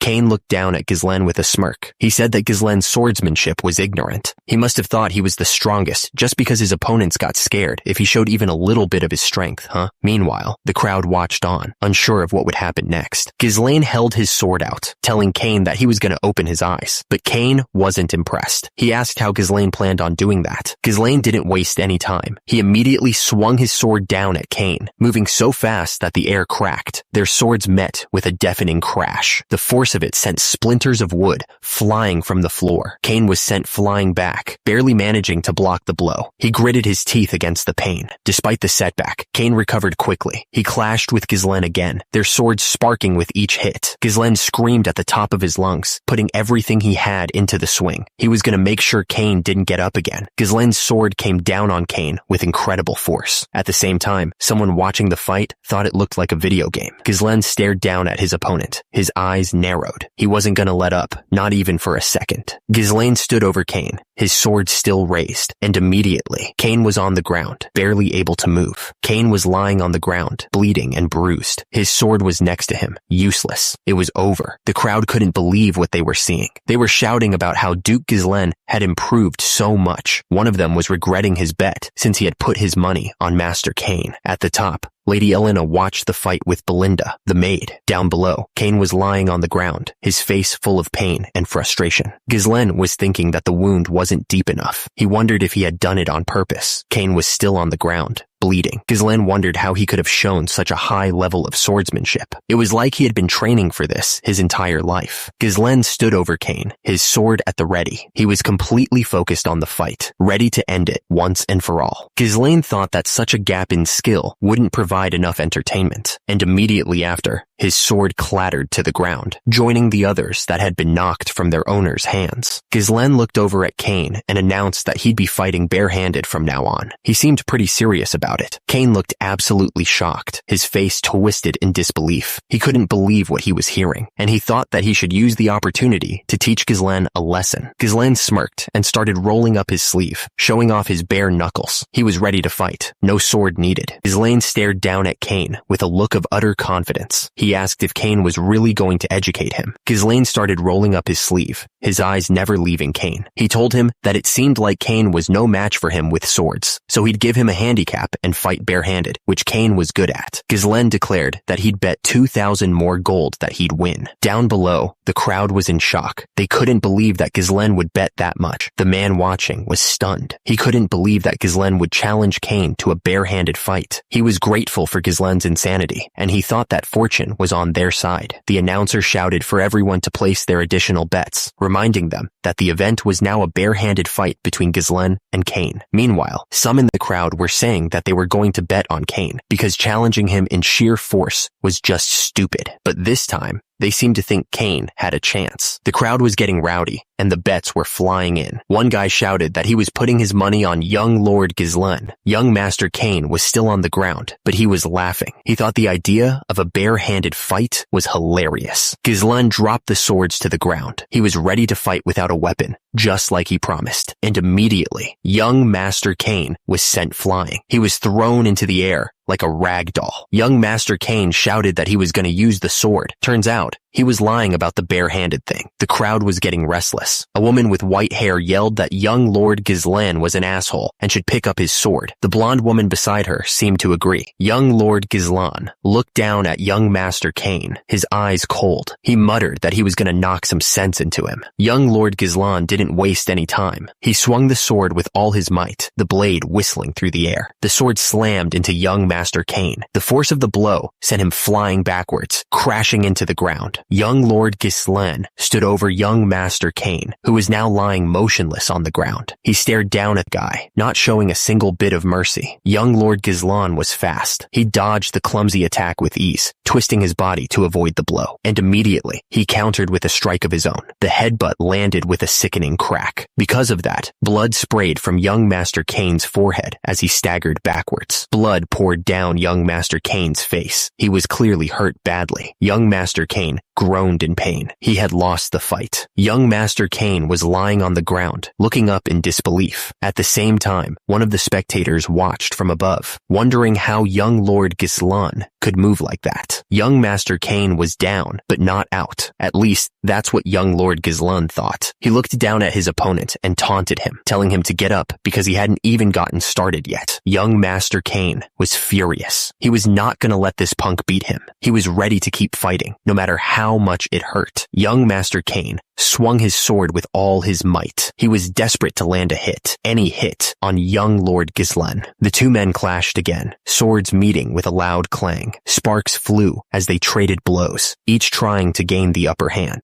Young Lord Gizlen fought with a renewed vigor, pushing young Master Kane back. He told him that he couldn't even look him in the eyes until now, and that he used to bow down whenever he showed up. As a result, young Master Kane was knocked to the ground again, defeated. Young Lord Gizlen didn't hold back. He swung his sword down with all his force, ready to end this fight once and for all. The blow was aimed straight at young Master Kane, and there was no way he could dodge it. Young Master Kane was lying on the ground, defeated and covered in blood, but he wasn't giving up just yet. He spat out blood and said that he had to kill young Lord Gizlen to secure their Logs family's future. The force of the blows kept hitting young Master Kane over and over. Each strike was like a hammer, crushing him further into the ground. He couldn't even move, much less defend himself. Young Master Kane was a mess. Blood was everywhere, and he was barely conscious. He was just lying there, taking it. It was a brutal end to what was supposed to be a fair fight. Young Master Kane was barely alive. He looked up at young Lord Gizlen with a mix of confusion and pain. He managed to croak out one last word. Why? Young Master Kane was getting pummeled. Each strike was worse than the last, and he could barely see straight. Young Master Kane was still being hit. He was a brutal mess. At the same time, young Lord Gizlen was remembering something. He thought that he pitied Kane's father, Count Loges. Count Loges had helped Perdium until it was almost destroyed, just because he was friends with Gizlen's father. Young Lord Gizlen thought that Kane's father was a good man. However, his son had a different plan in his head. Meanwhile, young Master Kane was still taking a beating. Young Lord Gizlen remembered a few years before. He remembered when Kane was sending more support to Perdium. Young Lord Gizlen remembered someone saying that even if they were friends with Count Perdium, they were having a hard time themselves. Why would they continue to invest in a land that was dying? It was like pouring water into a cracked bucket. It hadn't even been a week since his return, but he was already going back to help Perdium? Young Master Kane begged his father, Count Loges, not to go. He was desperate to get him to listen. Count Loges just looked down at his son, not responding. Count Loges' son, young Master Kane, asked why he insisted on helping Perdium when everyone was trying to stop him. He couldn't understand why his father was so stubborn. Meanwhile, young Master Kane was still lying on the ground, beaten. Young Master Kane's face was a mess. Blood dripped from his nose and mouth, and his eyes were swollen shut. Young Lord Gizlen struck down on young Master Kane. He made sure to hit him hard. There was no other reason for Count Loges to help Perdium, he thought. Young Lord Gizlen stood over young Master Kane, who was lying on the ground, completely defeated. He said that this should have taught him enough. Young Master Kane's face was a mess. He could barely see, and and his head was spinning. Young Lord Gizlan reached down, offering a hand to young Master Kane. He told him to get up. Young Lord Gizlan's hand hovered there, waiting, but young Master Kane refused to take it, his face a mask of pain and shame. Young Master Kane finally spoke, his voice hoarse. He admitted his defeat to young Lord Gizlan. The crowd was stunned into silence by the outcome of the duel. At the same time, hidden in the shadows, a masked man watched with narrowed eyes. The crowd erupted in cheers, celebrating young Lord Gizlan's win. People were shouting about winning their bets, while others were in disbelief. The blonde little girl jumped for joy, happy that her big bro had won the duel.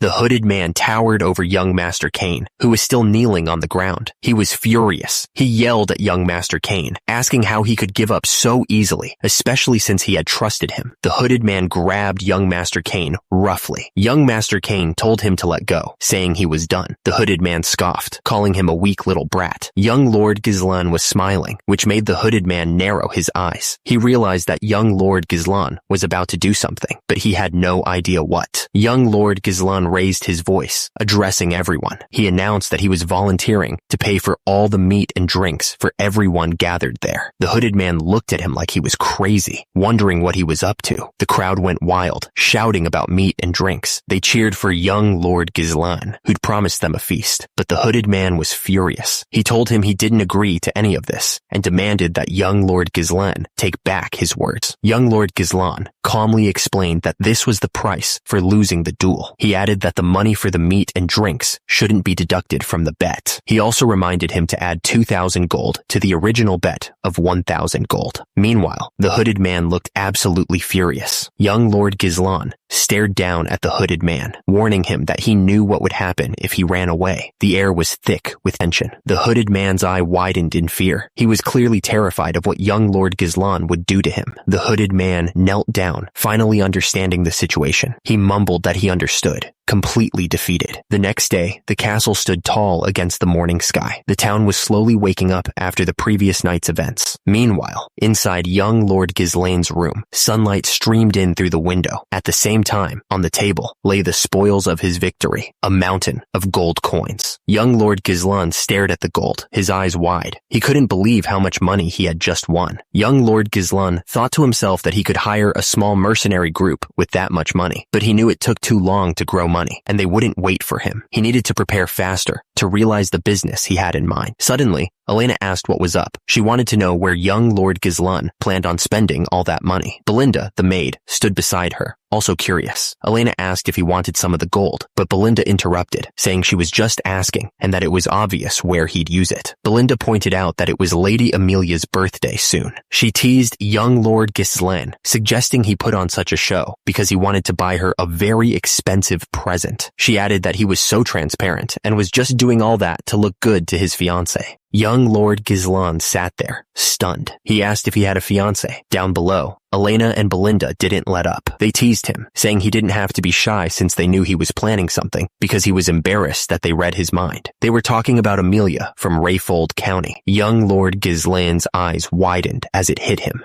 He finally understood. Suddenly, a dark image flashed in his mind. That woman, Amelia Rayfold. He remembered Amelia Rayfold as a noble among nobles, known for her kind nature and actions towards everyone, regardless of status. She had gained the deep support of the people in her territory. However, he also knew she would later incite rebellion and become known as the Witch of the North. Young Lord Gizlan's face twisted in fury. She had joined hands with the Delphine Duchy to drive the final nail into Peridium's downfall. A traitor, Belinda asked when her father would be returning, wondering if it would be soon. But Gizlan was already thinking ahead. A week, huh? That should be enough time, he figured. Gizlan suddenly announced that he would be visiting Rayfold County. Belinda was taken by surprise and asked why, since it wasn't even Amelia's birthday yet. Gizlan stated plainly that he was going to get money from them. It was all about the gold. She stared down at the shoes, carefully considering which ones to wear. It was an important decision. Belinda stared intently and told them to wear those shoes. She didn't take her eyes off them. The barefoot child looked up at her, tears in their eyes. "Lady Amelia," they stammered out. Amelia's expression hardened with resolve. She declared that if anyone had to walk around barefoot on her land, it should be her. Amelia ordered her guards to provide food and shelter for them right away. And right away, the people began hauling supplies, moving with a new sense of purpose. Amelia walked forward, her guards flanking her. All around, people kept thanking her, their voices filled with genuine emotion. Rayfold County, Amelia's garden. It was a place of peace. Amelia sat there with a man, the chaos of the outside world fading away. Burnoff was carefully cleaning Amelia's feet. He mentioned that his father had always demanded everyone in his territory obey him without question. Amelia gently petted the cat, its purrs filling the air. Burnoff continued, saying that people would always follow the one who took care of them, keeping them safe and happy. With this, she'd won their hearts. Amelia's face was serious, her expression unreadable, and right away, Burnoff was sent flying by a kick. Amelia looked at Burnoff with curiosity. She asked him what exactly had happened during his duel against the finest sword of the North. Burnoff apologized, explaining that he had avoided winning the duel to prevent unwanted attention. He added that if he were to stand victorious, people might start paying attention to Amelia. It wasn't yet the time to reveal her claws. Burnoff held Amelia's foot, bringing it close to his face. He said that his blade was hers, adding that he had invested so much to raise her. Amelia grabbed Burnoff's face, her fingers digging into his skin. She warned him that he wasn't allowed to be weak. The man asked about how things were going with the merchants. He explained that if she was talking about the Arctium Merchants Guild, there was no need to worry, because all the materials used for the reconstruction of the Perdium Defense Outpost were being purchased through their merchant guild. Basically, they were recouping all the surplus funds that Count Rayfold sent to Perdium each year. The man continued, saying that they were also recruiting all the soldiers and knights leaving Perdium. He added that many of them were well trained from battles against the barbarian tribes, making them excellent quality. Amelia said that was good, repeating that they needed to maintain the appearance of an ordinary merchant guild and be thorough. She warned that they couldn't let their true identity be exposed until they had fully built up their strength. Before excusing herself, a guard was blocking the stairs, but another man insisted on passing. He explained that the lady was resting and demanded to know who had allowed him to enter. The other guard replied that he had just gotten word from the gate that young Lord Ghislaine Perdium had arrived for a visit. Amelia's face twisted in anger when she heard the news. She wondered what that punk wanted. The guard looked up, stammering, clearly nervous about her reaction. The guard quickly added that Ghislaine claimed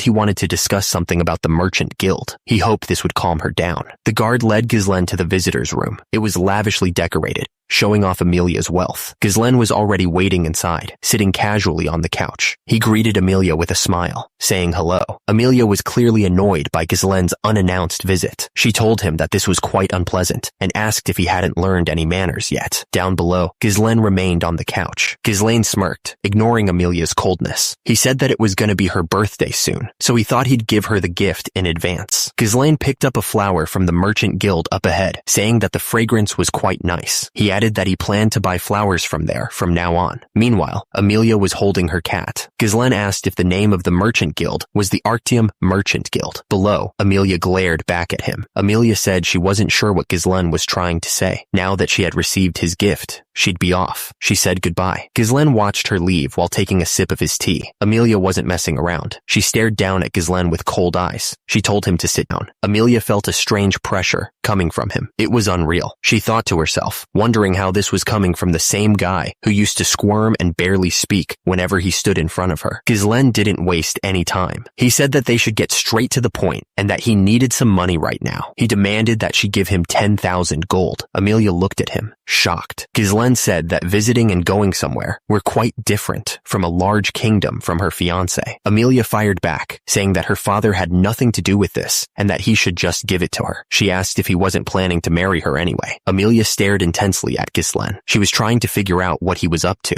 Amelia explained that if Ghislaine became the lord of the land, taking her escort knight would be more than possible. But before that, he should build up his power secretly in Rayfold, where the fight for succession was fierce. As she spoke, the cat lying lying next to Ghislaine, suddenly opened its eyes wide, looking like it was ready to attack. Ghislaine just sat there, the cat now a silent, watchful presence beside him. He didn't say a word. Amelia warned him that he shouldn't say something like that, not even as a joke. She said she would keep it a secret for a bit, but then she added that she might need to keep those words if she left the room empty-handed. She said that wasn't going to happen. Amelia suddenly shouted for Bernoff. The heavy doors to the room swung open. Bernoff walked into the room, looking directly at Ghislaine. He said it had been a while. Young Lord Ghislaine. Bernoff, the guy who was always at Amelia's side, was now standing before Ghislaine. He was a skilled person, said to be as good as the finest sword of the north. Ghislaine warned that if he died there, a war might break out. He asked if they were sure they could handle that. Amelia replied that of course they could. She explained that the world would hear that a sudden ruffian barged in, caused chaos, and was killed by the hand of the escort knight. Amelia ordered Bernoff to kill Ghislaine right there. Bernoff simply said, "As you wish, my lady." Ghislaine realized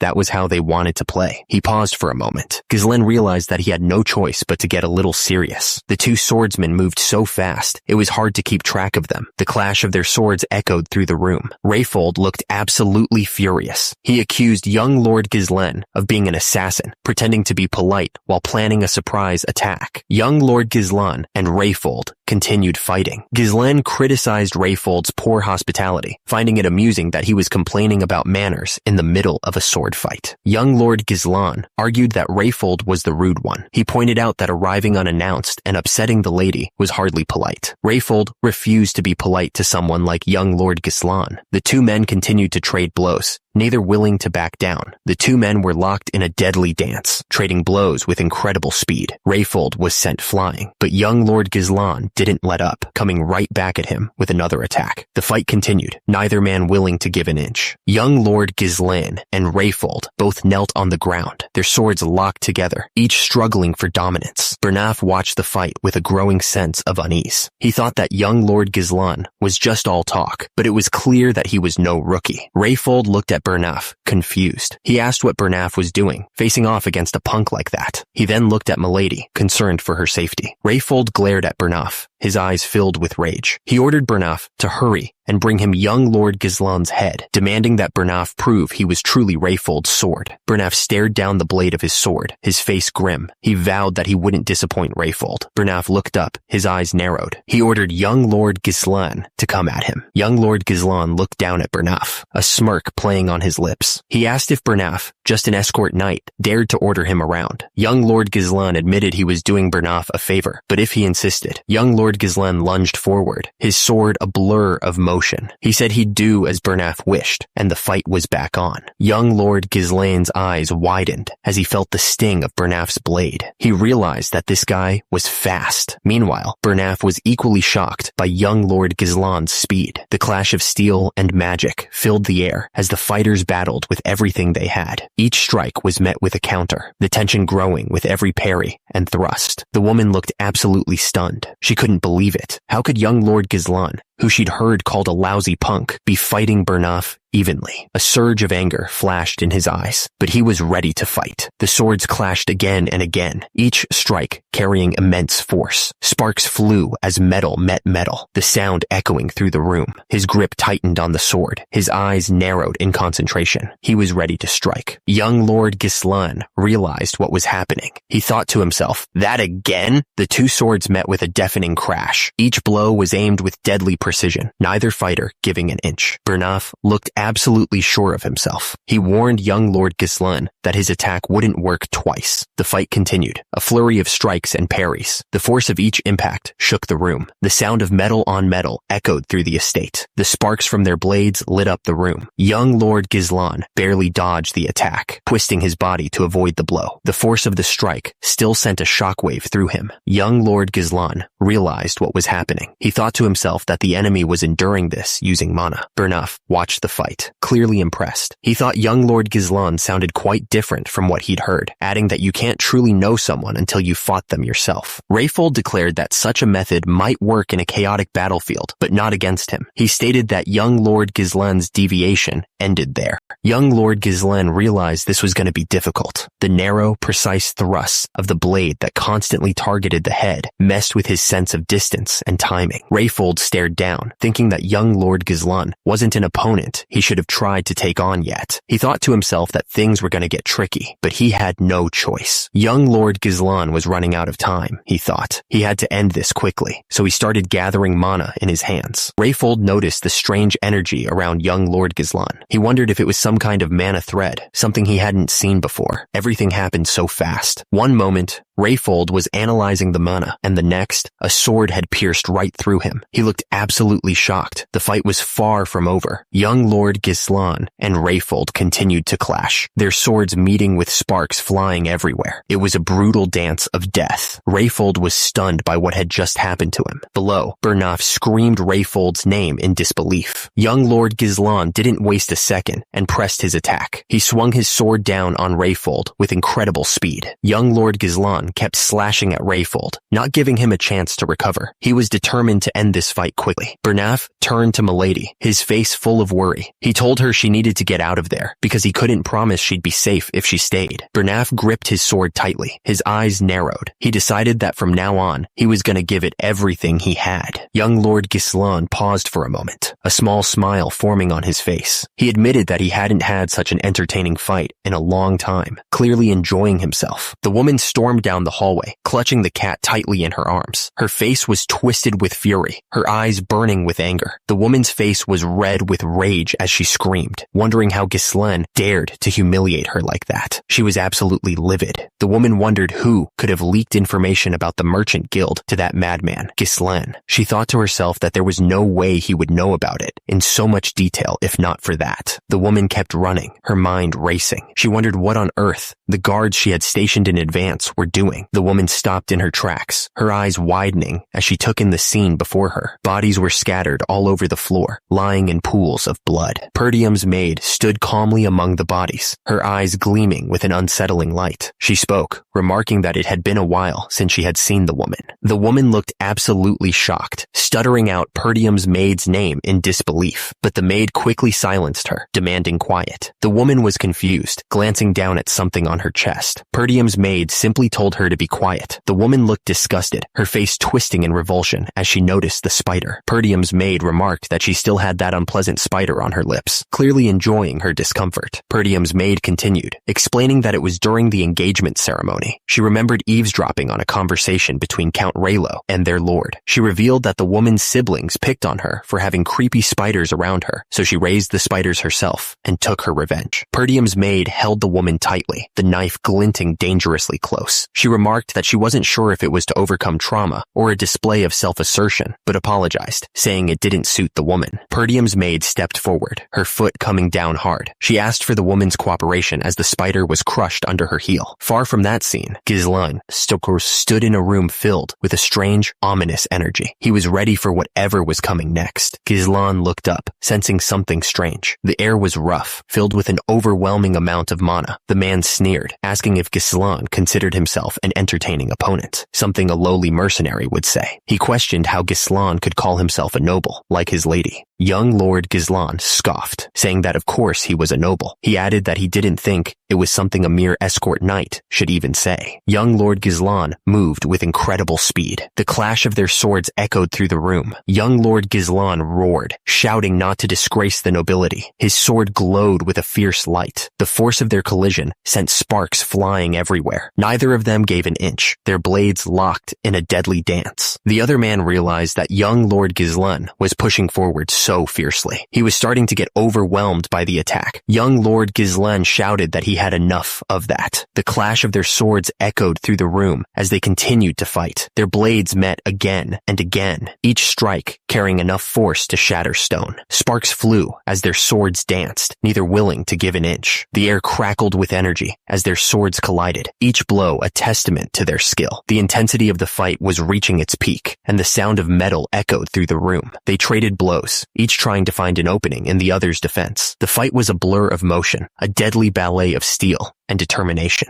Young Lord Gizlan looked down at the other man, telling him that right there was his final attack. He seemed confident in his victory. Young Lord Quislane's face was twisted in anger, splattered with blood. He looked absolutely furious, clearly not expecting that hit. Young Lord Gizlan braced himself for the injury, using his shoulder to push the blade away. The metal scraped against his armor, sending sparks flying. Young Lord Quislane realized he couldn't let his guard down for even a second. He muttered that he'd have to stay focused until the very end. The clash of their swords echoed through the room as the two continued their deadly dance. Sparks flew as the blades met, each strike carrying immense power. Young Lord Quislane declared that the difference between them was that he wielded his blade with purpose, not for entertainment. He looked down at his opponent with a smug grin. The duel was a blur of steel and sparks as Young Lord Quislane and Young Lord Gislan traded blows. Each strike was met with equal force, the sound of metal on metal echoing through the room. Young Lord Quislane's expression shifted, a smirk playing on his lips. He thought to himself that this was turning out to be pretty entertaining.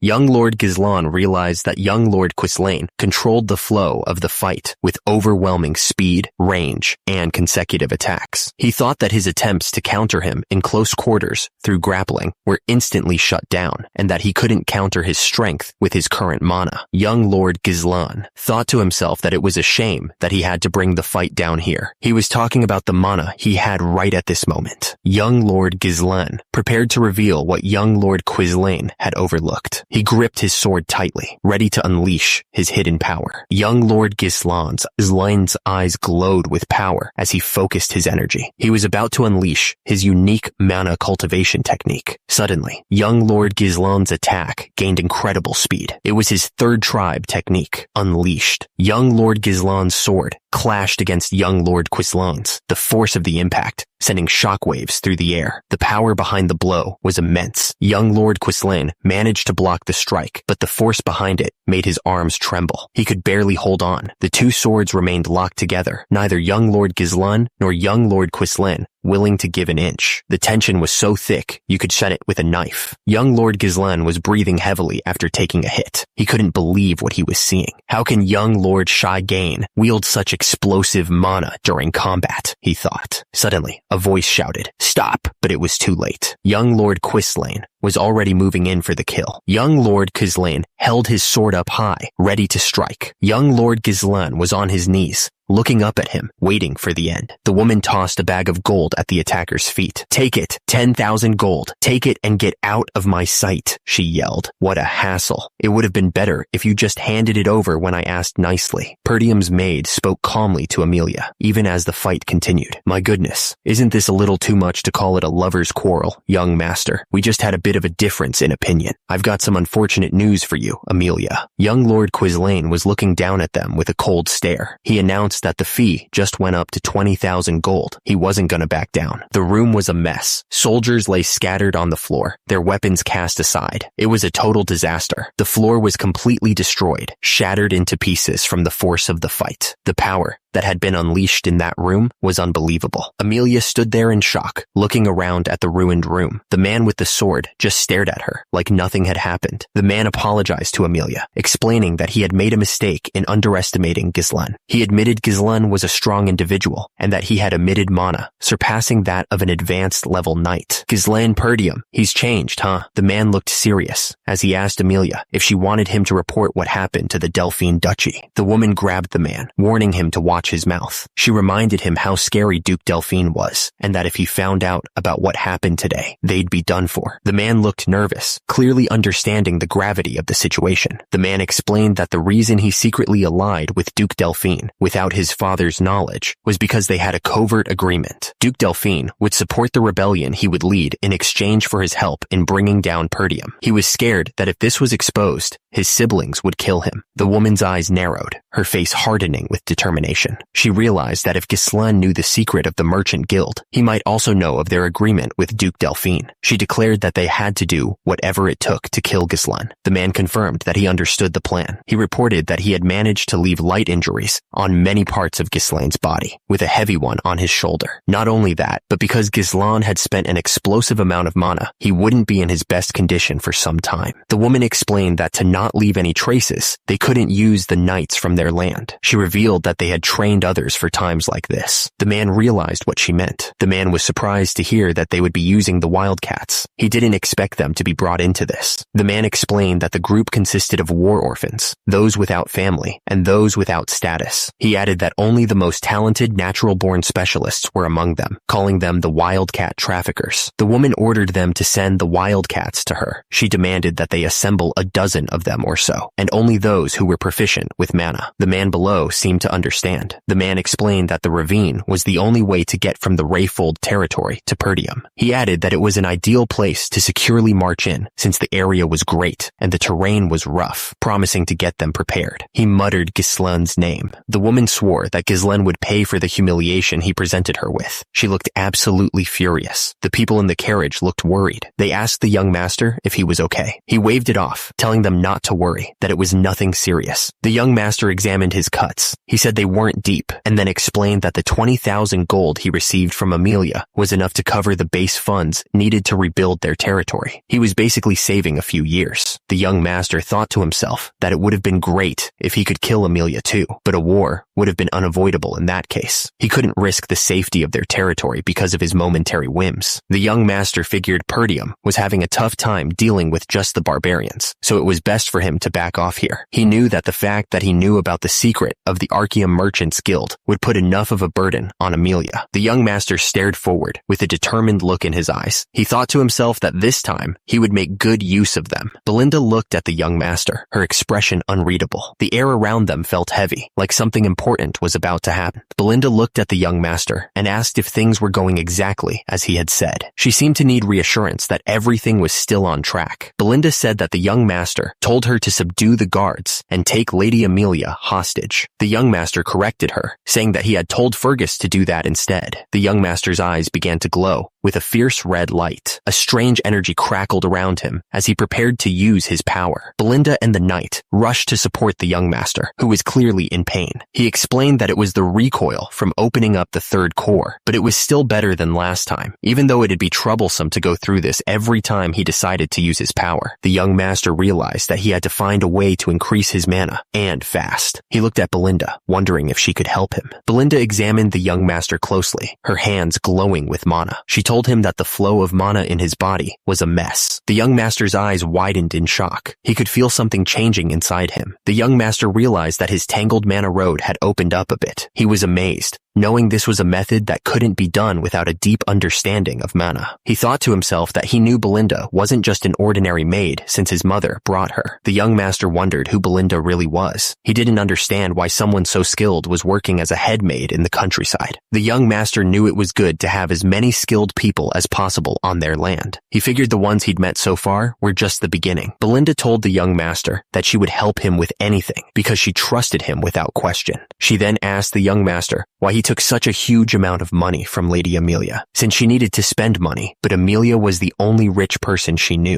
Belinda was shocked. She asked if breaking the engagement was the reason he took the money, adding that he would be in trouble once Count Rayfold found out about this. The young master assured her it would be fine, and that Amelia couldn't tell her father about this. Belinda asked the young master if he trusted her. When he said yes, she pressed him to at least tell the person who took the risk with him what he was going to use the money for. The young master looked at Belinda intently. He revealed that he was going to pioneer the Forest of Beasts. The young master announced that he was going to pioneer the Forest of Beasts. He looked determined to do it, no matter what. Fergus was shocked, telling the young master that he couldn't. He reminded everyone that development had been attempted there since the young master's great-grandfather's time, but it had never worked. Fergus then reminded the young master about the request he made before they entered the castle. Fergus confirmed that the person the young master had asked him to find was indeed at the location he mentioned, but he asked if the young master was sure that was the right person, since his condition was a little rough. The young master said that as long as he's alive, it's fine, and that they should head there right now. But Belinda protested, saying that they had to return home for now, and that he couldn't wander around in his current condition. She asked if the young master really thought Amelia would let them go easily after what they'd done to her. The young master realized that she probably wouldn't, and that she would likely try to kill him to silence him. Belinda said that she was good at fighting and that their master Ezus was still a knight, so she could just take care of it. The young master admitted that she was reliable, but that wasn't her role. He explained that it was a different field and that he needed a vanguard, and with that, they were on their way to meet this guy. The road ahead was long, and the destination was still a mystery. Finally, they arrived at a small village nestled amongst the mountains. A horse-drawn carriage pulled up to a worn-down house. The young master knocked on the wooden door. It was almost as if the house was abandoned, and the address said it was right here. The place looked like nobody had lived there in years. The door creaked open, revealing an old man with a long white beard. The young master was surprised, wondering who this was. Belinda looked at the old man with concern, saying that the young master was sure it was him. She didn't think he was in good enough shape to fight, suggesting they should think it over tomorrow. But the young master cut her off, confirming that this was the right place. The old man spoke with a tone that showed he didn't care, telling the young noble to get lost and not waste his time. But then he paused, as if he just realized something. The system revealed who the old man was. Gillian, the ex-captain of the Ratatosk mercenaries. Turns out, this old man was someone important. Gillian's eyes widened, a look of shock spreading across his face. He clearly wasn't expecting this visit. The young master smiled, his eyes gleaming with anticipation. He said that he had longed to see. The axe suddenly glowed with intense blue energy, crackling with power. It looked like it was about to unleash something big. The young master looked absolutely shocked, his eyes wide with surprise. He clearly didn't expect things to escalate so quickly. The tension was so thick, you could cut it with a knife. Everyone was on edge, ready for a fight to break out any second. Gillian stared down at the young master, his expression unreadable. He admitted that he knew who the young master was. Belinda stepped forward, her face etched with concern. She warned the young master to stand back, saying that Gillian wasn't in his right mind. Gillian declared that he knew the cure to the eternal punishment. He spoke about the incurable illness that the young master's daughter was suffering from. The group listened intently to what Gillian had to say. The young master stared at Gillian, his blue eyes gleaming. He asked if that piqued Gillian's interest, not breaking eye contact. The disease was brutal, a high fever, coughing up blood, and red spots blooming like flower petals on the skin. It sounded like a nightmare. They called it eternal punishment because the sight of the patient writhing in pain resembled a prisoner being tortured. It was pure hell. Gillian looked down at his battered hands and seemed to remember something terrible. He cried out Rachel's name in anguish. Ghislaine Perdium thought it wasn't too late to save Rachel. He remembered trying to find Gillian to recruit him, but turns out Gillian wasn't even alive by the time Ghislaine found him. He had given up on everything and ended his own life as soon as his daughter died. Ghislaine thought about the condition of Gillian's house. It was clear that all of his money had been spent trying to treat his daughter. All that was left were the weapons. Suddenly, a voice cried out in pain. It was Rachel, begging her dad to help her. She was suffering so much. She just wanted to die. Ghislaine knew there was no time to waste. He declared that he was going to start the treatment right then and there. But Belinda grabbed his arm, stopping him. She told the young master to go back. She didn't know what he was trying to do, but it wasn't something he could solve with just his power. She said it was a disease so bad that even priests couldn't cure it, and called it a punishment from the gods. She asked what he was going to do about it. Belinda insisted that he could fix Rachel. The young master looked away for a moment, lost in thought. He knew he could fix her. Ghislaine asked Belinda if she trusted him. Belinda looked at him, her expression filled with worry. She didn't know if she could put her faith in him. Belinda handed him a list. She told the young master to purchase all the medicinal herbs on that list and come back. She was putting a lot of trust in him. Belinda stared at the list, her face unreadable. The young master knew that for wandering mercenaries without a home, knowledge was directly tied to survival. Ghislaine thought about eternal punishment. Although it was an incurable disease right now, a cure would be discovered in the future. It became quite a hot topic back then, especially since the method was relatively simple. He remembered it clearly, but the only problem was the super high cost of the ingredients. Ghislaine stared at the fairy's blessing. It was absolutely vital for the cure. The recipe was complex. It said to finely chop the fairy's blessing and the herbs, pack them tightly into a bottle, and fill it with alcohol. Then, he had to shake it well to mix it thoroughly and let it sit for a while before adding the remaining ingredients and stirring. Gillian held up the finished bottle. He told the young master to have her drink it. Gillian gently held Rachel, his expression full of hope. He carefully tilted the bottle and poured the medicine into her mouth. Rachel lay there, still suffering. Blood stained her face and clothes, and her eyes were filled with pain. Rachel remained still, her face pale and peaceful. It was impossible to tell if the medicine was working or not. The three of them waited, holding their breath. The room was so quiet, you could hear a pin drop. Gillian's eyes widened. He stammered, noticing that the the red spots were fading away. He was shocked, saying that the medicine actually worked. Gillian looked absolutely stunned. He asked how Ghislaine had done it, since not even divine power could cure her. Ghislaine explained that the priest's divine power wasn't all-powerful. He said it only enhanced the body's vitality, strengthening a person's own abilities to overcome the illness, which was different from a fundamental cure. Gillian then asked if his daughter could really be cured. Ghislaine stared intently, promising that in just a couple of months, he guaranteed Rachel would be completely cured. He sounded confident, like there was no doubt in his mind. Gillian slowly lowered himself to his knees, his head bowed in what looked like total defeat. The old man seemed to be giving up completely. Gillian asked what Ghislaine wanted from him, since he'd come all the way to find him. He said all he had left was his useless body, and if Ghislaine needed him to be his dog or his slave, he would do it without question. Ghislaine told him that he didn't need a slave. What he needed was Gillian, the captain of the Ratatosk mercenaries. He was there for a soldier, not a servant. Gillian's eyes widened as he stared at Ghislaine. He thought to himself that he recognized those eyes. They were the eyes of a dreamer, someone chasing something impossible. Someone grabbed Gillian's long, white hair and yanked his head up. It looked like a painful way to get his attention. The attacker kept a tight grip on Gillian's hair, holding his head still. Then he raised a massive axe, the blade glinting in the light as he prepared to strike. Back with Ghislaine, he stood surrounded by his people, calm and collected. Meanwhile, Gillian was completely stunned, realizing something he couldn't believe. He muttered, "How could it be?" Gillian's eyes were wide with shock as he stared at Ghislaine. He thought to himself that Ghislaine was completely different from what he remembered. Ghislaine stared down at Gillian, his expression serious. He asked if there was anyone else besides those already present who had come with him or might come looking for him. Ghislaine asked if Gillian had anyone who held a grudge against him. Gillian admitted that he did, and he figured there would be more in the future. In that case, a sudden burst of blue energy tore through the room. Gillian dove out of the way, barely avoiding the energy that would have blasted him to bits, but the attack was too fast. The energy slammed into Gillian, sending him flying. Gillian groaned, completely confused by what had just happened. He didn't understand why he was suddenly under attack. The attacker grabbed Gillian by the neck, choking him. He demanded to know who had sent him. The attacker was shocked. He stammered, not understanding how Ghislaine knew. Ghislaine realized he could already tell who was behind the attack. Ghislaine drew his sword, looking serious. He said that he didn't want to use his blade, but it looked like he had no choice. Gillian asked Ghislaine to let him take care of the attacker. He looked determined to resolve this himself. The air was filled with the sound of rushing wind. It was over as quickly as it started. Belinda watched as Gillian showed no hesitation in killing the attacker. She thought to herself, wondering why young Master Ghislaine Perdium would recruit such a dangerous person. She couldn't shake the feeling that this might be a mistake. Deep in the forest, a small wooden house stood on stilts, but the peaceful appearance hid a dark reality. A reconnaissance unit had been killed. Inside a dark room, several cloaked figures were whispering to each other. One of them shouted, asking what had happened. He told them to be quiet, looking absolutely furious. The leader, Viego of the Wildcat Traffickers, told them to lower their voices. He then apologized to the captain, trying to calm the situation down. One of the figures pointed out that, according to their intel, Ghislaine Perdium shouldn't even be able to find a reconnaissance unit, let alone take them out. He wondered if the unit was incompetent, or if their intel was just plain wrong. He stammered nervously, and then revealed that Gillian had joined Ghislaine's group. Another figure asked if that was true, sounding surprised. The first figure confirmed it, saying that he had seen it with his own eyes. He seemed shocked. The cloaked figure stared down at Gillian, his eyes burning with hatred. He announced that Gillian was finally starting to make a move, and that he was his former captain. The horses galloped through the forest, pulling the carriage as fast as they could. The trees blurred by in a rush of green and brown. Belinda was getting annoyed. She complained that it was suffocating in there, and wondered if that guy was an arms dealer, since he brought so much stuff. She figured they only needed a sword or two, but at least they bought another carriage to bring Rachel comfortably. Ghislaine explained that the rear guard, Fergus and Ricardo, had in use for all of that stuff. He told her to bear with it for now. The carriage continued to speed through the forest as rain started to fall. The most important thing at hand was to escape this rift. Belinda asked Ghislaine if the watcher they had caught was sent by Lady Amelia. Ghislaine agreed that it was almost certainly her doing. Ghislaine realized this could be trouble. Belinda explained that the mask the watcher was wearing was a symbol used by the Wildcat Traffickers, a powerful guild in Rayfold. The Wildcat Traffickers, huh? Ghislaine wondered. Belinda continued, explaining that their main trade was swindling,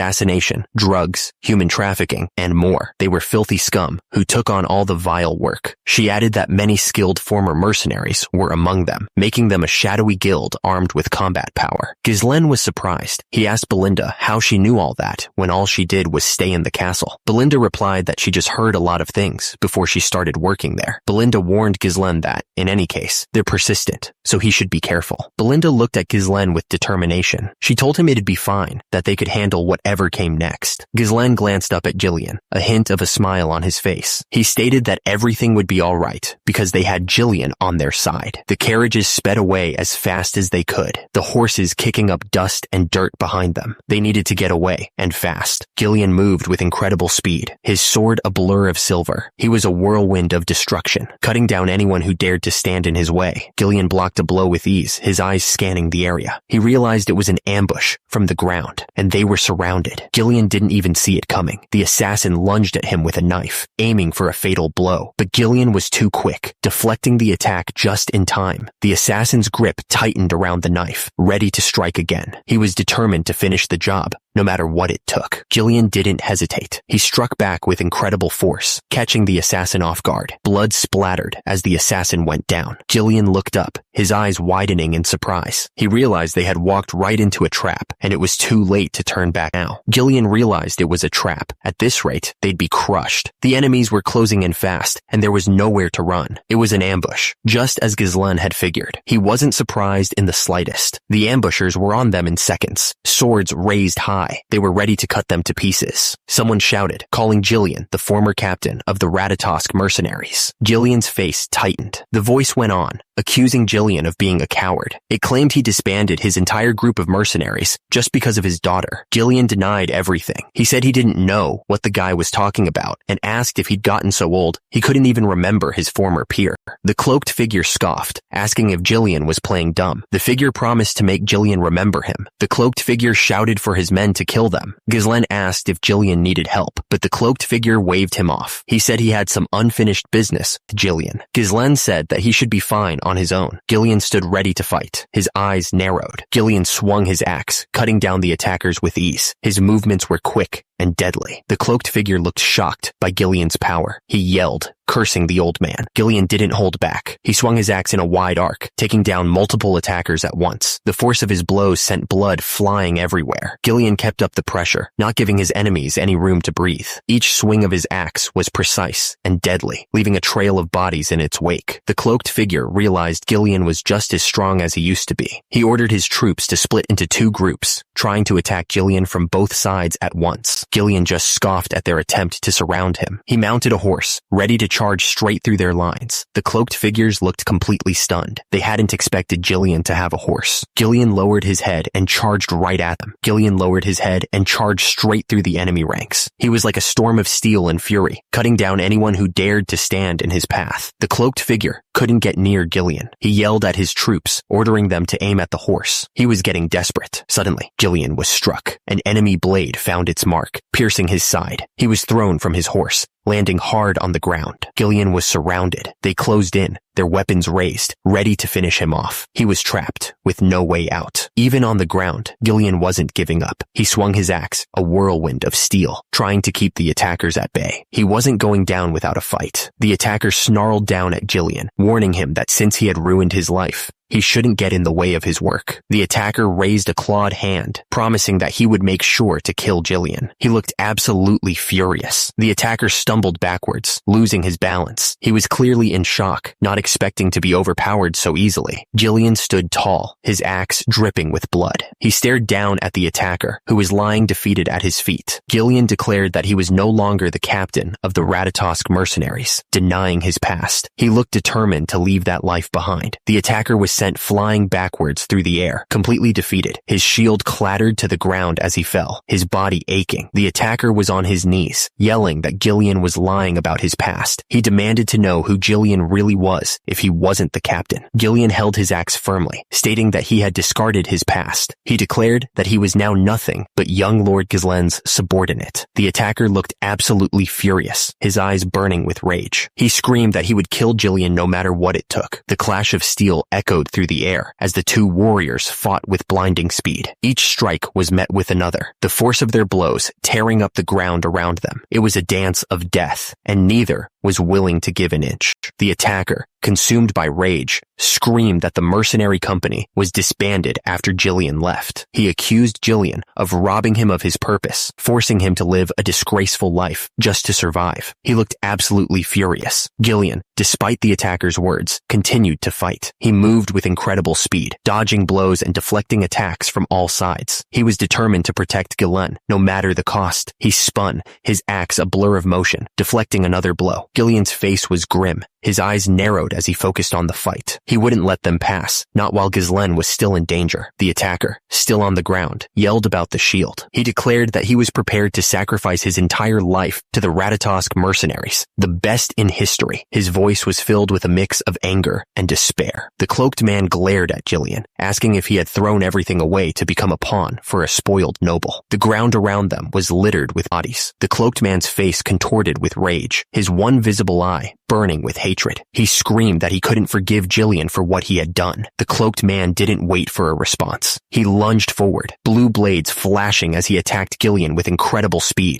Jillian barely had time to react. He raised his axe, the metal screaming as he blocked the cloaked man's attack. The force of the blow shook him to his core. The cloaked man pressed his attack, not giving Jillian any room to breathe. Each strike was faster and more powerful than the last, forcing Jillian to struggle to keep up. The cloaked man sneered, reminding Jillian that his strength was from years ago when he was still the captain. Meanwhile, Jillian struggled to defend himself against the barrage of attacks. The cloaked man pressed his attack, saying that while Jillian was wasting his time trying to cure his daughter, he was putting himself through countless battles to get stronger. The force of his strikes sent sparks flying. The cloaked man continued his assault, declaring that Jillian was no longer a match for him. Jillian gritted his teeth as he barely managed to block another strike, the impact jarring his arms. Jillian's face was contorted in a grimace as he struggled to hold his ground. The cloaked man's relentless attacks were pushing him to his limit. With a final, powerful blow, the cloaked man sent Jillian flying backwards. Jillian crashed to the ground, the wind knocked out of him. The cloaked man stood over Jillian, his voice echoing with triumph. He declared that it was over for Jillian right there. The cloaked man's hand began to glow with an intense blue light. The mana crackled around him, ready to strike. Jillian, struggling to stand, looked at the cloaked figure. He asked if all this was because of his vengeance. The cloaked man looked shocked as Jillian grabbed his dagger. He wondered if Jillian had been hiding his true power until now. Suddenly, Jillian unleashed a massive blast of energy. The force sent the cloaked man flying backwards. Jillian looked up at the cloaked figure, trying to understand. He asked why the cloaked figure hadn't tried to get revenge earlier, if that was the goal. The cloaked figure laughed, a cruel sound that echoed through the forest. He told Jillian that he knew one thing, but not the other, enjoying the old man's confusion. The cloaked figure continued, explaining that he had already visited where Jillian used to live. The hunt had been long. The cloaked figure spat out that there was no sign of the Ratatosk mercenaries. All that was left was a feeble old man, not even worth killing. He wondered where the Jillian he used to look up to had disappeared to. Jillian stared back, his eyes hardening with resolve. He commanded the cloaked figure to raise his weapon, ready to fight despite his age. Jillian stared at the sword in his hand, his grip tightening. He thought to himself that he, too, was just a body forced to do someone else's bidding, but at least, for this moment, he could choose his own path. Jillian raised his weapons high, the steel glinting in the dim light. He declared that he would show his former comrade the highest level of respect he could possibly give. Jillian's eyes narrowed, his face hardening with determination. He announced that he would fight as the captain of the Ratatosk mercenaries once more. Yes, he would. The cloaked figure smirked, finally seeing the Jillian he remembered. Steel clashed against steel as Jillian and the cloaked figure engaged in a furious battle. Now they were talking. The cloaked figure's face twisted into a wide, bloodthirsty grin. That was exactly what he had wished for, he thought, relishing the chance to finally test his strength against the legendary Jillian. Jillian and the cloaked figure traded blows, each strike carrying enough force to shatter stone. Energy crackled around them as they weaved and dodged, trying to find an opening.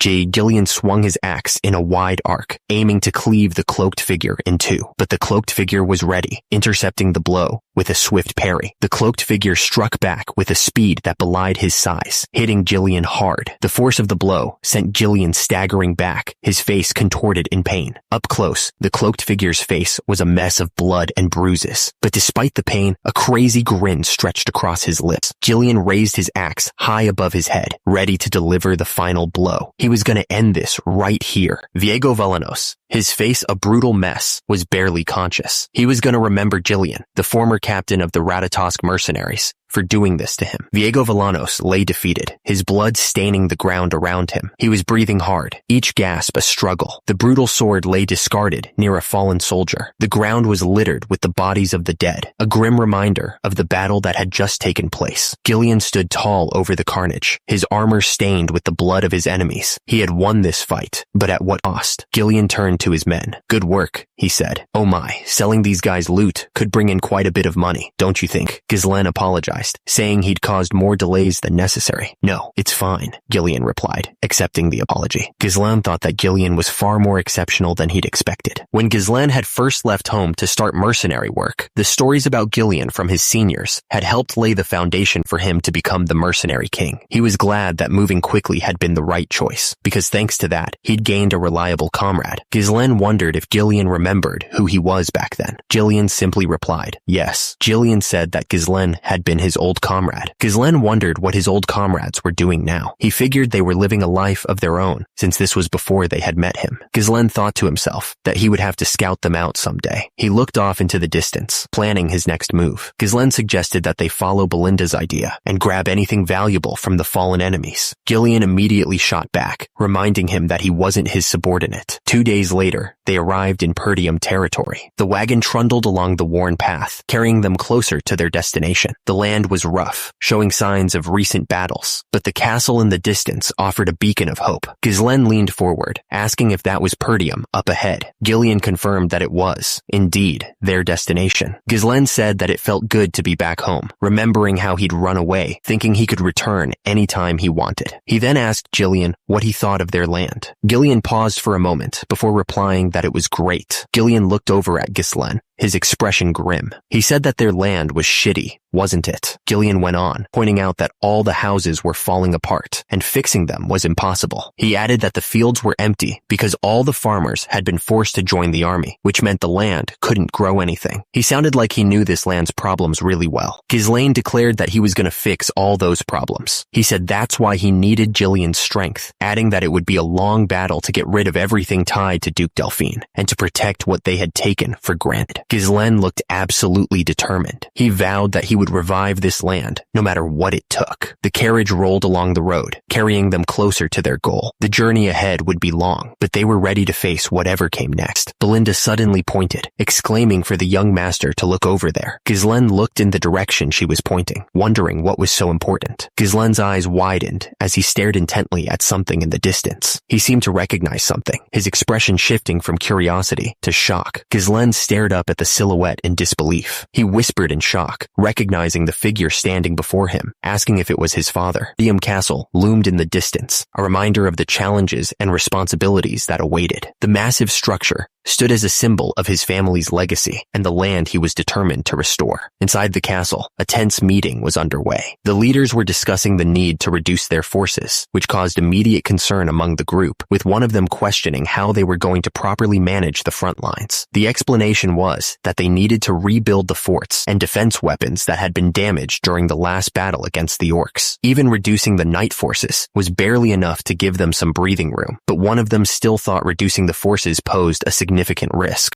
Perdium Knight, Captain Randolph, Treasurer Albert, and Perdium General Administrator Homern were present at the meeting. Suddenly, a voice echoed through the room, asking how long it had been. Ghislaine thought to himself that as the young lord of Perdium, it had only been a few months, but as the mercenary king, it had been several decades. Then, someone spoke. welcoming him back. Ghislaine saw his father, Count Perdium Zwalter Perdium, standing before him. He hadn't seen him in a while, and it was kind of a shock. Ghislaine remembered that as a kid, he never really liked his father because he was always so strict and serious. But now, he was starting to understand things better. The countless burdens of exhaustion and fatigue seemed to weigh heavily on Zwalter's shoulders. He realized the heavy responsibility his father carried as the lord of this land. Zwalter spoke up, mentioning he had heard that Ghislaine had been away from the castle for about a week. He took a sip of his tea, waiting for an answer. Ghislaine responded that he had visited the Rayfolds. He didn't offer any other details, keeping his explanation short and to the point. Zwalter Perdium asked Ghislaine if he had caused any trouble while he was away. He had also heard that Ghislaine won a duel against Cain, and even won some money. The Count asked suspiciously if he dared to gamble. Ghislaine simply denied it. Ghislaine scoffed at the idea of gambling, calling it an investment. He clarified that he didn't gamble, and he just had business with Amelia. Zwalter Perdium reminded Ghislaine that he would be succeeding Perdium, so he needed to think before he acted. Ghislaine said he understood and told him not to worry about it. Zwalter, annoyed, thought to himself how he couldn't help but worry about his son. Ghislaine said that he had heard that Zwalter had made some noisy trouble while he was away. He asked if it was true that he executed James and Philip for trying to sell Elena away. He looked at his father expectantly. One of the advisors chimed in, saying there was no way Ghislaine executed them himself. He suggested that they probably fought against each other, and the story got exaggerated, while Ghislaine merely delivered the final blow. Ghislaine thought to himself that despite the knights being traitors, the fact that he killed Knight Captain Randolph's men probably didn't sit well with him. He figured it was best to avoid trouble. Zwalter Perdium listened to his son, but he didn't believe a word of it. Zwalter simply said something. Ghislaine's eyes widened slightly. Ghislaine thought to himself that no matter the process, what was important was that Elena was alive. He realized it was the first compliment he had ever gotten from his father. Ghislaine looked at his father and asked if he could request one thing. Zwalter looked back at his son, curious about what he wanted. One of the advisors interrupted, saying that if the young lord was about to ask for money as a reward, he was going to cut him off right there. He told him to think about all the trouble he had caused so far, like selling military provisions to get gambling money, lighting the front gate on fire to sell an army horse, and melting all the armor to forge a legendary sword or something. Ghislaine just shrugged, admitting it sure sounded like a lot. Ghislaine asked his father and the others to just give him permission. Permission for what? He wanted to pioneer the forest of beasts. Ghislaine stared forward, his eyes locked on some distant goal. He was determined to make them understand. Ghislaine's face tightened. His dad said no. Ghislaine explained that his dad freaked out and started shouting at him. Of course he would. That place was filled with monsters and had nothing to gain. Ghislaine then turned to Billion, asking if he had heard of his plan from Belinda. Billion confirmed, adding that he reckoned Ghislaine wanted to pioneer the Rock of Bezel with the funds he received from the Rayold's daughter, the Forest of Death, from which no one could return alive. Because of that, nothing was known about the place, and everyone avoided it. Its notoriety was already well known in other regions as well. Ghislaine knew about it well. As they said, there was nothing to gain from entering that place. Belinda was not happy. She asked if they should get started, then yelled at Ghislaine, asking if he was really going to go ahead without permission. Gillian watched the scene unfold, his expression unreadable. Belinda asked what could possibly be in that forest that he was so obsessed with. Ghislaine said he'd tell her later. If he revealed it now, the news would spread and cause trouble. He added that he should really pioneer the forest with the power of a man-made god. Ghislaine explained that not too far from the forest's entrance, there was something special. A massive runestone vein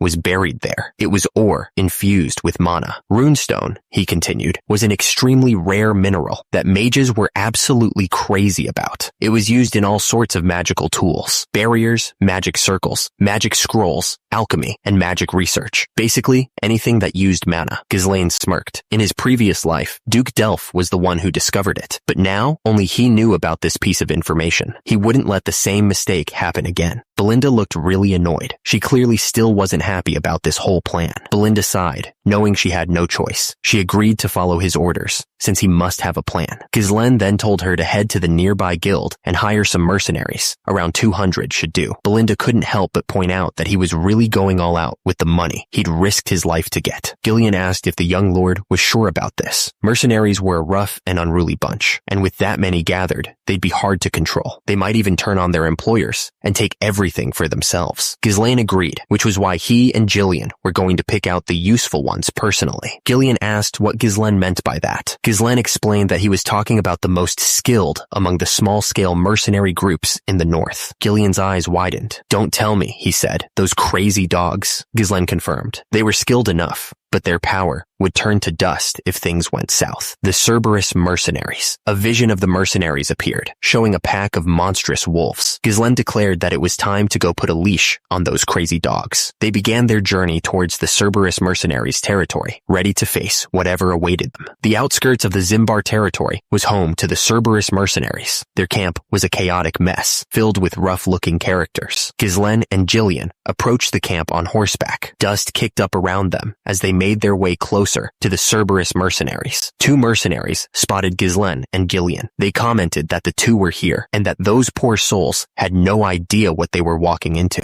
The mercenary judged from his appearance that Ghislaine looked like some noble brat. He figured they could make so much money off of him. Suddenly, Gillian attacked the mercenaries. They were caught completely off guard, not expecting such a sudden assault. What the heck was going on? The mercenary screamed in pain, cursing Gillian. He was clearly not prepared for such a brutal attack. What was Gillian doing? Gillian didn't stop. He swung his sword around, hitting multiple mercenaries. The force of his attacks sent them flying. The remaining mercenaries finally snapped out of their shock and prepared for battle. They demanded to know who the heck Gillian was and why he was attacking them. Had he lost his mind? One of the mercenaries spoke directly to Ghislaine, judging him by his noble appearance. He warned him that he couldn't act so recklessly just because of his status. It didn't work that way here. The mercenary leader stared down at the group with cold eyes. He told them not to expect to return home alive. He looked absolutely serious. Ghislaine rode towards the castle, the wind whipping through his hair. He looked determined to face whatever awaited him. The horse galloped forward, kicking up dust. Ghislaine scowled, his blue eyes flashing with irritation. He ordered them to shut their mouths and bring him their captain. He wasn't messing around. The mercenary leader chuckled, looking down at Ghislaine with disdain. He thought the noble brat had lost his mind. He really seemed to think so. The mercenary leader swung the massive chain around with ease. He declared that it was time for Ghislaine to learn what it meant to take responsibility for his actions. He looked absolutely serious. The chain came crashing down with incredible force. Ghislaine braced himself for the impact. The air crackled with raw power. Ghislaine managed to raise his sword just in time. He blocked the chain, sparks flying as the metal clashed against metal. The force of the blow still shook him. The mercenaries watched in disbelief. Ghislaine had just shoved his blade directly into the chain. What the heck was he trying to do? The chain slammed into the ground with a bone-shattering impact. Ghislaine realized that talking wasn't going to get him anywhere with these guys. They just wanted to fight. Ghislaine turned to Gillian and told him to hold back. He ordered Jillian to beat them up, but not to kill them. Jillian moved with incredible speed, his sword a blur of motion. The mercenary barely had time to react before Jillian's blade slammed into his own, sending shockwaves through his arms. The force of Gillian's attack sent the mercenary flying backwards. The mercenary crashed into the ground, groaning in pain. The remaining mercenaries charged at Gillian, furious. They yelled that they wouldn't go easy on him just because he was a noble. The battle raged on, a whirlwind of steel and fury. Each strike echoed with the force of colliding metal, the air thick with the smell of ozone and the promise of blood. Gillian was still holding his own against the mercenaries. The ground around them was torn up from the force of their blows. The mercenaries stood their ground, spears at the ready. Their eyes showed a mix of fear and determination, knowing they were outmatched, but refusing to back down. Ghislaine stood there with Gillian, looking annoyed. He demanded to know how long they planned on making them wait. Ghislaine's expression hardened. He told the mercenaries to scram and bring him their captain. The man was just waking up, clearly annoyed. He wondered what all the noise was about. Below, a large group of soldiers stood ready. Kaor, the captain of the Cerberus mercenaries, finally appeared. He demanded to know why Ghislaine was looking for him. Ghislaine responded that he was there to entrust a request to Kaor. He admitted this whole attack was his way of greeting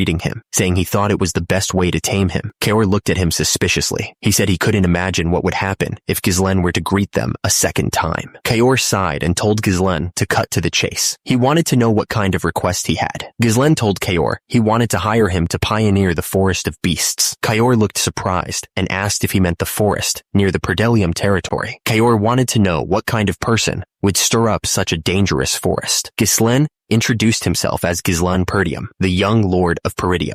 Kayor sat back in his chair, his expression unreadable. He seemed to be thinking hard about what Ghislain had just said. Kayor scoffed, asking if Ghislain was the young lord from the rumors. He said Ghislain must be out of his mind. He told Ghislain that growing up in a greenhouse meant he didn't know what the world was really like, and that the forest wasn't a place for a rookie like him. He said he didn't need to hear any more from him. Kayor announced that the negotiation was over. The surrounding mercenaries tensed, ready for action. Ghislain sat with Gillian, his gaze intense as he stared at Kayor. He taunted Kayor, asking if he was scared. Ghislain continued to mock Kayor, saying he had heard the mercenaries were skilled, but it seemed like a hoax. He looked absolutely sure of himself. Suddenly, one of the mercenaries was sent crashing to the floor. The sound of the impact echoed through the room. Kayor stood over the fallen mercenary, looking down at Ghislain. He warned Ghislain not to mess with him, saying they were mercenaries who only did things that paid off. He added that only weaklings made excuses. Kayor announced that the mood was ruined. He said he had been trying to play along, but Ghislain was just throwing around pathetic provocations. He dismissed Ghislain as a clueless brat, not even worth killing, and demanded money for the trouble before telling him to get lost. Ghislain refused to back down. He was absolutely sure of himself. He said something, his voice firm. Ghislain looked directly at Kayor, his blue eyes piercing. He announced that he, Ghislain Peridium, was requesting a Moriana's recognition against Kayor, the captain of the Cerberus mercenaries. Kayor raised an eyebrow, looking at Ghislain suspiciously. He asked if Ghislain even knew what that was. Ghislain smirked, confirming that of course he did. The system began to explain the rules of Moriana's recognition. It was described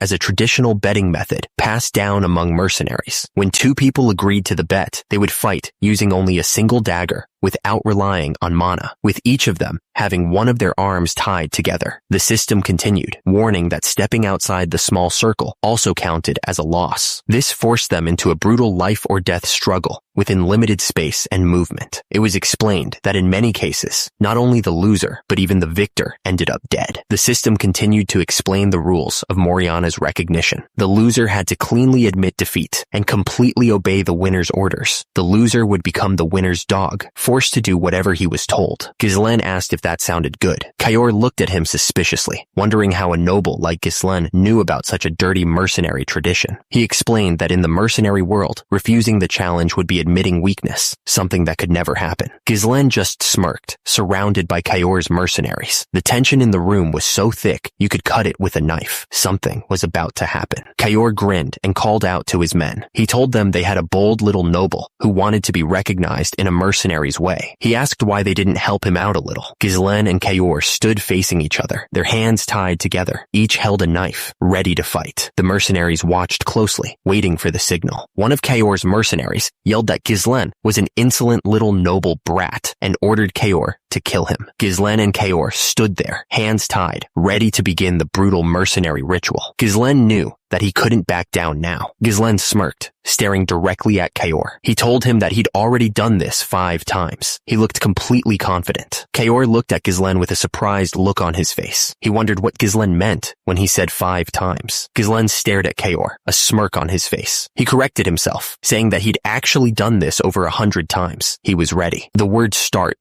flashed between them, and the duel began. Ghislain stared intently at Kayor, his blue eyes focused. Ghislain and Kayor immediately clashed, their daggers meeting with a sharp clang. They moved with incredible speed, each trying to find an opening. The fight became a blur of steel and sweat as Ghislain and Kayor exchanged blows. Each parry and thrust was met with equal force. Ghislain dodged a thrust from Kayor's dagger, the blade whistling past his ear. He quickly countered with a strike of his own, aiming for Kayor's exposed side. Kayor managed to block Ghislain's attack at the last second, the impact sending a jolt up his arm. He knew that Ghislain was stronger than he looked, but he wasn't giving up yet. Ghislain and Kayor traded blows, each strike carrying the weight of their pride. Kayor's attacks came hard and fast, pushing Ghislain back. Kayor kept up the pressure, his dagger a blur as he aimed for vital points. Ghislain struggled to defend, each block sending pain through his arms. Ghislain crashed to the ground, the impact jarring his senses. He looked up at Kayor, who stood over him, a smirk playing on his lips. Kayor looked down at Ghislain and chuckled, telling him that he was actually holding on longer than he expected. He went on, asking how Ghislain could claim to have completed Moriana's recognition 100 times, something most people struggled with even once. Kayor Kayor said that if Ghislaine was going to lie, he needed to try harder to make it believable. One of Kayor's allies yelled that the noble brat had somehow lost the momentum. He ordered Kayor to kill Ghislaine, saying that this was what he got for messing with him. Gillian looked furious, his eyes burning with rage. He let out a yell as he and his knights prepared for battle. Gillian stared intensely, his face grim. He knew it was a losing battle. The situation was dire for Ghislaine. The small circle barely allowed room to move, and the rules forbade mana, forcing them to rely on physical strength alone. Meanwhile, Kayor had every chance to take control and dominate the fight. The text went on, saying that if the situation became truly dire, Ghislaine and Kayor exchanged blows, their movements quick and deadly. The intensity of the fight was rising, but Ghislaine looked like he was barely holding on. Kayor attacked, his foot connecting hard with Ghislaine's face. The force of the blow sent shockwaves through Ghislaine's body. He could feel the pain blossoming in his cheek. Kayor watched Ghislaine, a cruel smile spreading across his face. He noticed the damage was stacking up because Ghislaine couldn't use mana for protection. He pointed out that Ghislaine was already looking pale and wondered if he was reaching his limit. Kayor continued his assault, sneering at Ghislaine for trying to resist his strength. He admitted that Ghislaine had insides, more than the other nobles he'd met, but that was all he was willing to give him. Kayor's eyes narrowed, his gaze piercing. He stared directly at Ghislaine, declaring that he could see right through him. Kayor went on, explaining that Ghislaine's strategy was to reflect or dodge the worst blows while enduring the less damaging ones. But because Moriana's recognition forbade the use of mana, the impacts were stacking up. He could see the strain building in Ghislaine's legs, plain as day on his face. Kayor's smile widened, a flash of teeth in the dim light. He wanted to see Ghislaine struggle. Kayor grinned, his eyes glowing with excitement. He declared that Ghislaine's struggle was what made this fun. The daggers flashed as Kayor and Ghislaine clashed. Each strike was met with a block, each parry a desperate attempt to gain an advantage. Kayor's dagger came down hard, but Ghislaine managed to deflect the blow at the last second. The force of the impact still rattled his bones. Ghislaine struggled to keep his footing as Kayor pressed his attack. He felt the sweat dripping down his face as he desperately tried to predict Kayor's next move. The daggers moved faster and faster as Ghislaine and Kayor traded blows. Each strike was aimed with deadly precision, but met with an equally skilled defense. Kayor grinned, a confident smirk spreading across his face. He announced that it was over. Kayor raised his dagger, his eyes filled with cold determination. He was about to end the fight, ready to strike the final blow. Suddenly, Gillian shouted in alarm, his voice filled with desperation. The soldiers around him reacted in shock. Ghislaine reversed the situation in a flash, his dagger piercing Kayor. The blade plunged deep, ending the fight. Kayor stared in disbelief. He couldn't believe Ghislaine had dodged his attack with such a strange stance. How was that even possible? Kayor didn't give Ghislaine a chance to recover. He launched a kick, putting all his strength into the attack. The force of the blow echoed through the air. Kayor winced in pain, blood trickling down his chest, but he wasn't about to give up,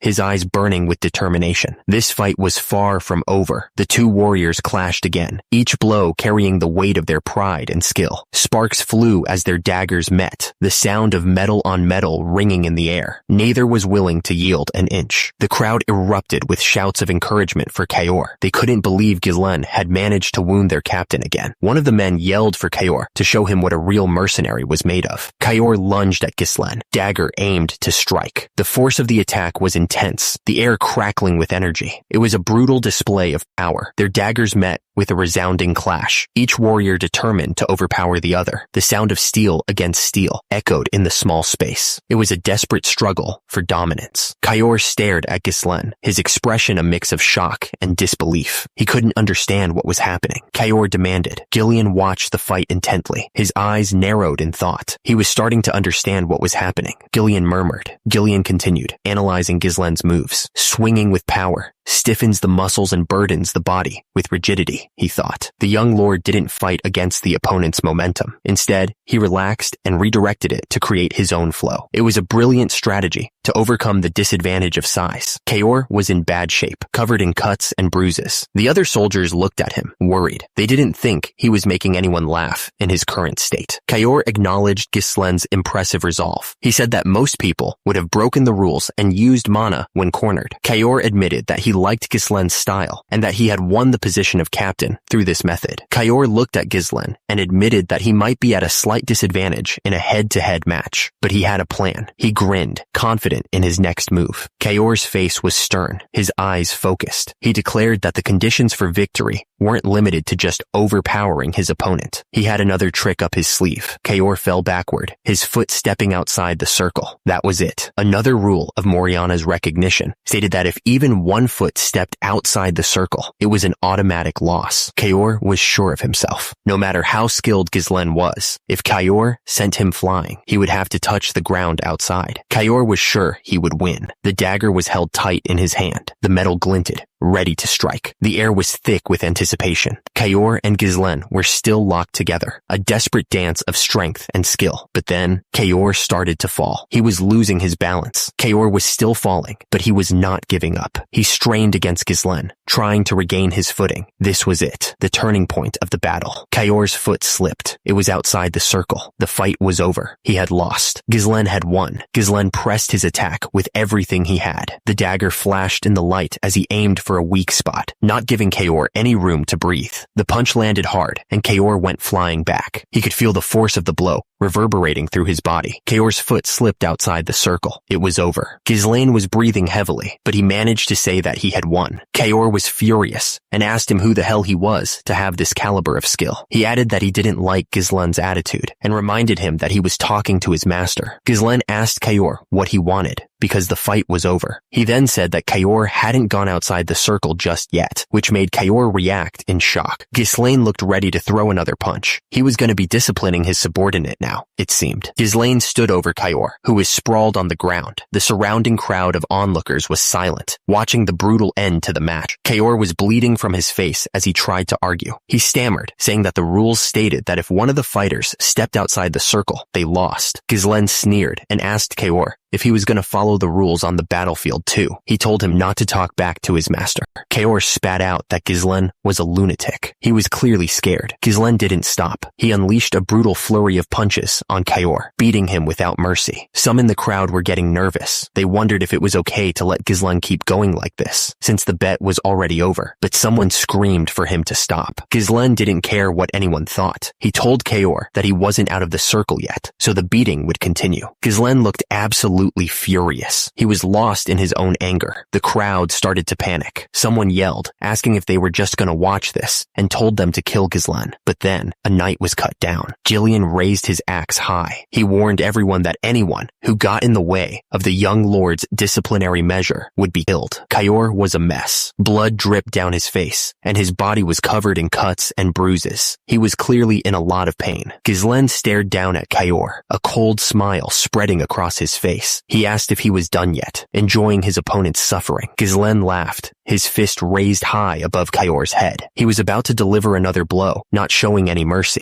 The punch landed hard, sending Kayor flying through the air. The force of the impact echoed through the training grounds. Kayor lay on the ground, his mind racing. He thought about all the nobles he had met in his life, calling them nothing more than losers, overconfident pigs, traitors, and narcissists. Turns out, a little scare tactic worked wonders for them. They were groveling on the ground in no time. Ghislaine thought taking money from their pockets was truly entertaining, and that's how he earned the title of Mad Dog. Kayor lay on the ground, staring up at Ghislaine. He couldn't believe he was losing to a noble brat like this. The other mercenaries watched, terrified. They realized that Captain Kayor was going to die at this rate, but they didn't know what they could do. Ghislaine didn't even look at Kayor. He just told the others to bring him some water, a bandage, and a towel, adding that their captain was going to die at this rate, by the way. The knights seemed to understand what was going on. They were now ready to follow the young lord's commands. Below them, the world was vast and untamed. The old man held the mercenary's wrist tightly, showing his dominance. The unruly mercenaries were now listening to the young lord's orders. In the world of mercenaries, where fists were closer than the law, the young lord engraved his power into their heads using the most direct and surefire method. He showed them who was the boss. The image of a wolf bared its fangs, a symbol of raw power. Ghislaine showed them who the boss was. Kayor sat at the table, looking defeated. Two knights stood guard behind him, a constant reminder of his loss. Ghislaine pointed to the signature line on the contract, waiting for Kayor to seal the deal. The weight of the decision hung heavy in the air. Kayor tapped the table, then signed the contract. The sound echoed in the room. Ghislaine's eyes narrowed as he watched Kayor sign. He then grabbed Kaor's hand, saying he looked forward to working together, though it sounded forced. Ghislaine smiled, declaring that they were a family now and that he looked forward to working with him. The mercenaries looked on, unsure of what to make of the situation. A few days later, they were at the outskirts of the Perdium territory. The air was crisp and the landscape stretched out before them. The mercenaries grumbled, annoyed about being summoned so early. One of them yawned, complaining about having to eat lunch before starting work. They started gossiping, saying their employer was the perfidious young lord, and that he was just a brat who couldn't handle mercenaries. They figured it would be easy money. Someone clapped their hands to get everyone's attention. They agreed that to handle the young lord easily, they needed a representative. Someone asked if he was Gordon the Muscle. He grinned,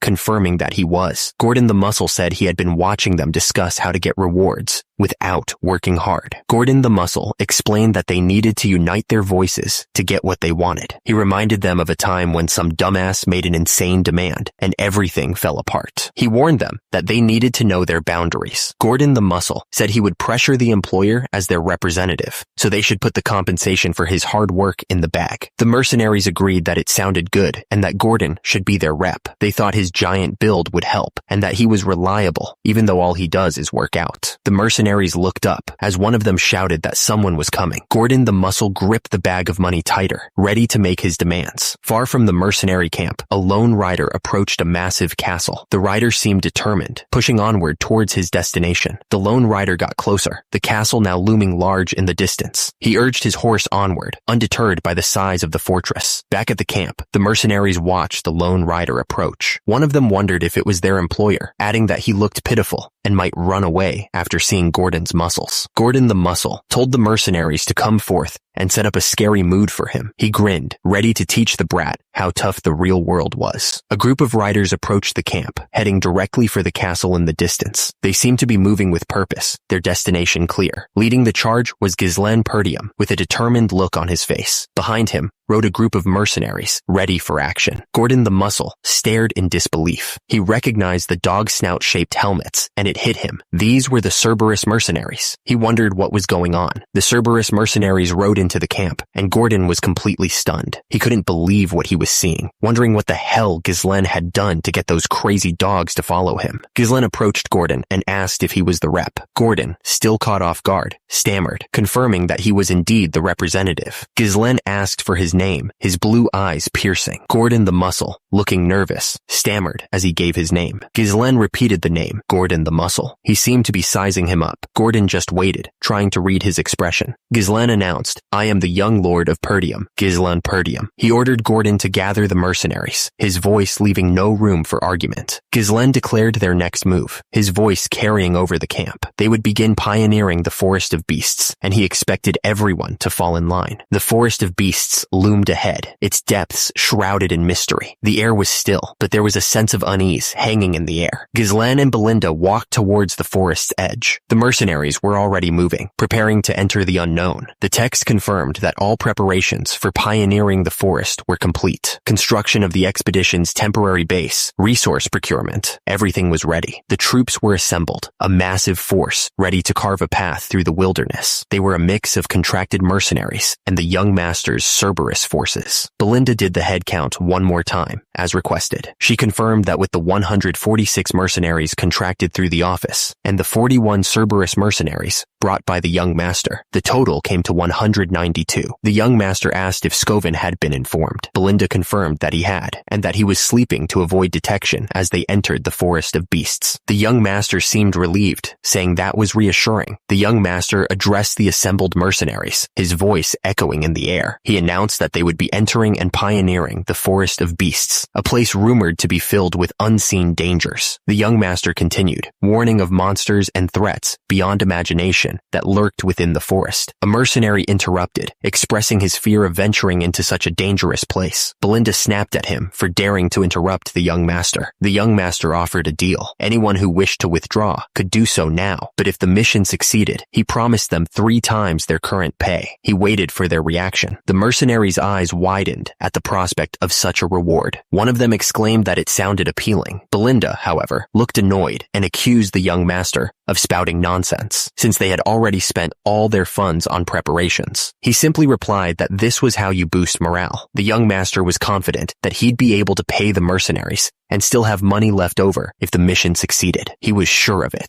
The young master looked confident, as one of the mercenaries wondered how he would live up to his promise of paying them 3 times their current pay. Belinda, however, trusted the young master, believing that he always had a plan. The young master announced that it was time for the Forest of Beasts expedition team to move. Everyone looked ready to go. They ventured deeper into the forest. The trees grew tall and thick, blocking out most of the sunlight. It was a dark and mysterious place. The mercenaries started clearing a path through the forest. They swung their axes, cutting down trees and bushes, slowly making their way deeper into the unknown. Ghazlan stood atop the freshly felled tree, the axe still in his grip. The air was thick with the scent of freshly cut wood. The mercenaries worked together, their axes biting deep into the trunk of another massive tree. Each swing echoed through the forest as they continued to clear the path. Ghazlan looked up, a small smile playing on his lip. Ghazlan gestured forward, his voice ringing out with authority. He ordered them to keep clearing the path, cutting down trees, and loading the logs onto carts. Those without axes were told to dig around the stumps, making it easier to uproot the trees. Ghazlan thought about the Forest of Beasts development journal he'd gotten in his previous life, remembering how vast this place truly was. He knew that someday they'd drive out all the monsters and fully exploit the forest's resources. But right now, all he needed was money. He had to ignore everything else and secure the fastest route to the runestone vein. The young master stood firm, his sword reflecting the dim light. He knew that the wealth gained from this journey would be a huge help in stopping the conspiracy surrounding Perdium. The red-haired mercenary scoffed, muttering that the young master was just trying to show off his noble dignity. He figured the young master would give up soon enough, but he knew better than to say it out loud. He ordered them all to get back to work. Belinda looked at the young master with concern. She wondered why he was working alongside the mercenaries when he'd gone to the trouble of hiring them. She felt they were taking things lightly because he was doing the same work. The young master shrugged it off, saying it was fine. He figured the more hands they had,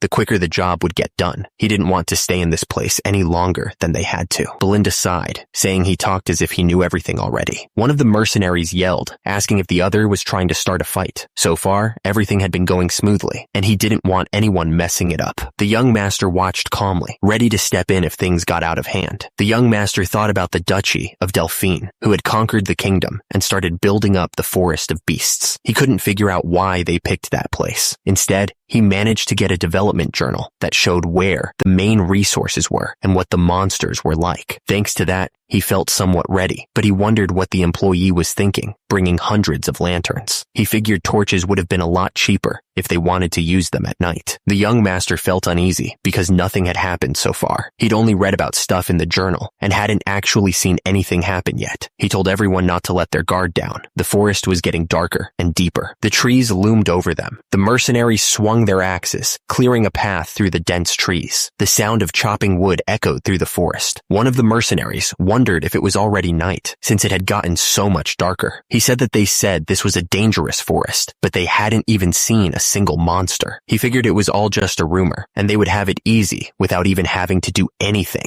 He chuckled, saying he kind of felt sorry if they were getting paid triple for something easy like this. He then jokingly demanded his money back. The muscular mercenary raised an eyebrow, looking around at the others. He asked if they had all clearly chopped down countless trees on their way here. The other mercenaries looked at each other, a little confused by the question. They responded, confirming that they had. The muscular mercenary looked absolutely furious. He demanded to know why the path was still blocked if they had cleared so many trees. The mercenaries stared ahead, their faces grim. They clearly saw something that worried them. The young master's voice cut through the air, sharp and commanding. He told everyone to pay attention. One of the mercenaries looked around, his face etched with worry. He asked what was going on, wondering what had caused the sudden change in the air. The young master's voice echoed through the trees, warning Gordon that he was in mortal danger. He told him he would die if he stayed where he was. The young master told Gordon to come towards him slowly, one step at a time. Gordon responded, agreeing to follow his instructions. Gordon swung his makeshift weapon with all his might. The heavy log slammed into a tree with a loud crack. attack. Gordon was sent flying as the tree crashed down. The other mercenaries watched, their faces a mix of shock and concern. The mercenaries watched Gordon's display of strength with concern. One of them was furious, calling Gordon an idiot for his reckless actions. Gordon was sprawled on the ground, dazed and disoriented. The massive tree he'd brought down lay beside him, a testament to his brute strength, but also his lack of control. The young master frowned, sensing that something was off. He muttered that something wasn't right, his unease growing with each passing moment. The bald mercenary smirked, commenting on how easily scared their employer seemed to be. He gestured around, saying there was nothing to worry about and that the forest was just a bit dense. The young master's voice cut through the air, telling someone to come closer or they would die. He accused someone of trying to scare them, questioning if they thought he didn't know they were trying to intimidate them. The bald mercenary pointed forward, looking confused by what he was seeing. The young master's eyes narrowed, a sense of dread washing over him. Suddenly, the bald mercenary was sent flying through the air, completely caught off guard. He didn't even have time to scream as he tumbled downwards. The monster had no presence at all, making it impossible to predict how it would move. The bald mercenary was falling right into its trap. It was a being that you could only fall victim to if you were unaware. The monster was waiting for its next prey, unseen and unheard. The young master's eyes widened in alarm as he realized what it was. It was a dirus ent. The forest was swarming with these giant monsters. They were surrounded, and the situation looked pretty grim. The creatures were huge, and there was nowhere to run. One of the soldiers screamed, seeing the monster right in front of him. He yelled about the monsters, his voice cracking with fear. More soldiers screamed, their faces contorted in fear. They were yelling that they were going to get eaten alive, begging everyone to run.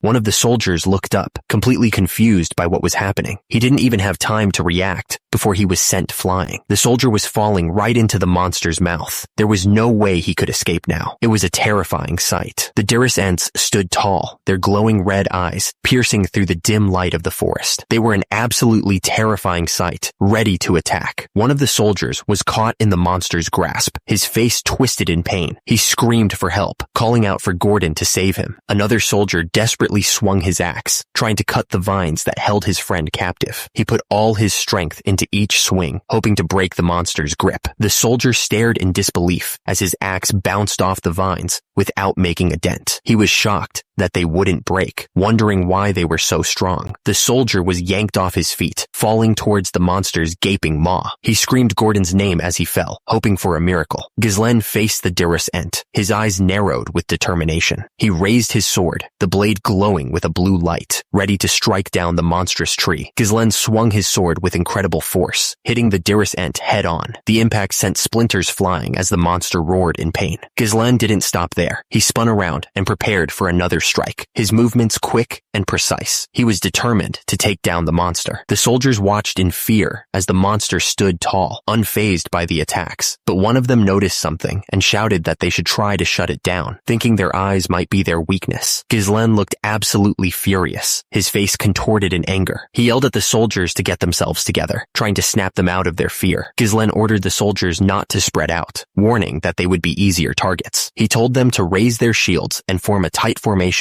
so they wouldn't get caught by the vines. Ghislaine commanded them to focus on defense until they received their next order. The soldiers responded immediately, yelling. One of the soldiers yelled for everyone to block all directions, determined not to die there. He then asked Kayor if the oil lamps were ready. Kayor confirmed that they were all there. Ghislaine ordered them to light the lamps and throw them at the monsters, telling them to burn them down. Another soldier realized that was why they had brought so many lamps. One of the soldiers yelled in alarm, warning that the monsters were looking their way. The red eyes of the dirus ents glowed menacingly in the distance. Ghislaine yelled for the soldiers to throw the lamps, hoping to burn the monsters. The soldiers obeyed and hurled the lamps at the approaching dirus ents, ready to give those monsters a taste of fire. The monsters swatted the lamps away like flies, crushing them before they could do any real damage. One of the soldiers realized with dismay that their plan to burn the monsters down wasn't going to work. The monsters were on them in an instant, their massive limbs swinging like clubs. One of the soldiers was sent flying into the air after being hit by a dirus ent, a grunt escaping his lips. Belinda readied herself to throw more lamps, her expression determined. Nearby, Jillian also prepared to hurl the lamps, ready to do whatever it took to protect the mercenaries. Ghislaine yelled for Jillian and Belinda to get ready to throw the lamps while guarding the Cerberus mercenaries. He knew they had to change tactics if they wanted to survive this. Belinda yelled that she would draw their attention, warning the young master to watch out. Above her, the monster loomed, its massive form casting a shadow over the battlefield. Ghislaine didn't hesitate. He charged straight at the Dirus Ent, his sword crackling with blue energy as he swung it with all his might. Ghislaine slashed at the monster again and again, but the Dirus Ent barely seemed to notice. The monster's eye glowed with a menacing red light, and Ghislaine felt a chill run down his spine. One of the soldiers shouted in disbelief, realizing that the monsters had legs. He was shocked that they weren't just trees, and worried that the other soldiers were going to get stomped on at this rate. Ghislaine kept attacking, his sword a blur of motion as he tried to find a weak spot. The Dirus Ent swatted at him with its massive branches, forcing him to dodge and weave to avoid getting crushed. Ghislaine kept slashing at the Dirus Ent, his sword glowing with a bright blue energy. Each strike was meant to find a weak spot, but the monster didn't seem to care. The soldiers realized the Dirus Ent was heading for their employer. They knew they had to do something, even if it meant risking their lives. Belinda yelled at the soldiers to throw all the oil lamps, hoping it would work this time. She was counting on the fire to weaken the monster. The soldiers threw the lamps with all their strength, sending them flying towards the Dirus Ent. The lamps smashed against the monster, and the area was instantly covered in flames. The mercenaries grinned, seeing the Dirus Ent engulfed in flames. It looked like their plan was actually working. Ghislaine yelled at the soldiers to keep throwing the lamps and not to stop. He looked absolutely furious, his eyes burning with determination. The flames engulfed the Dirus Ents, turning them into blazing infernos. The forest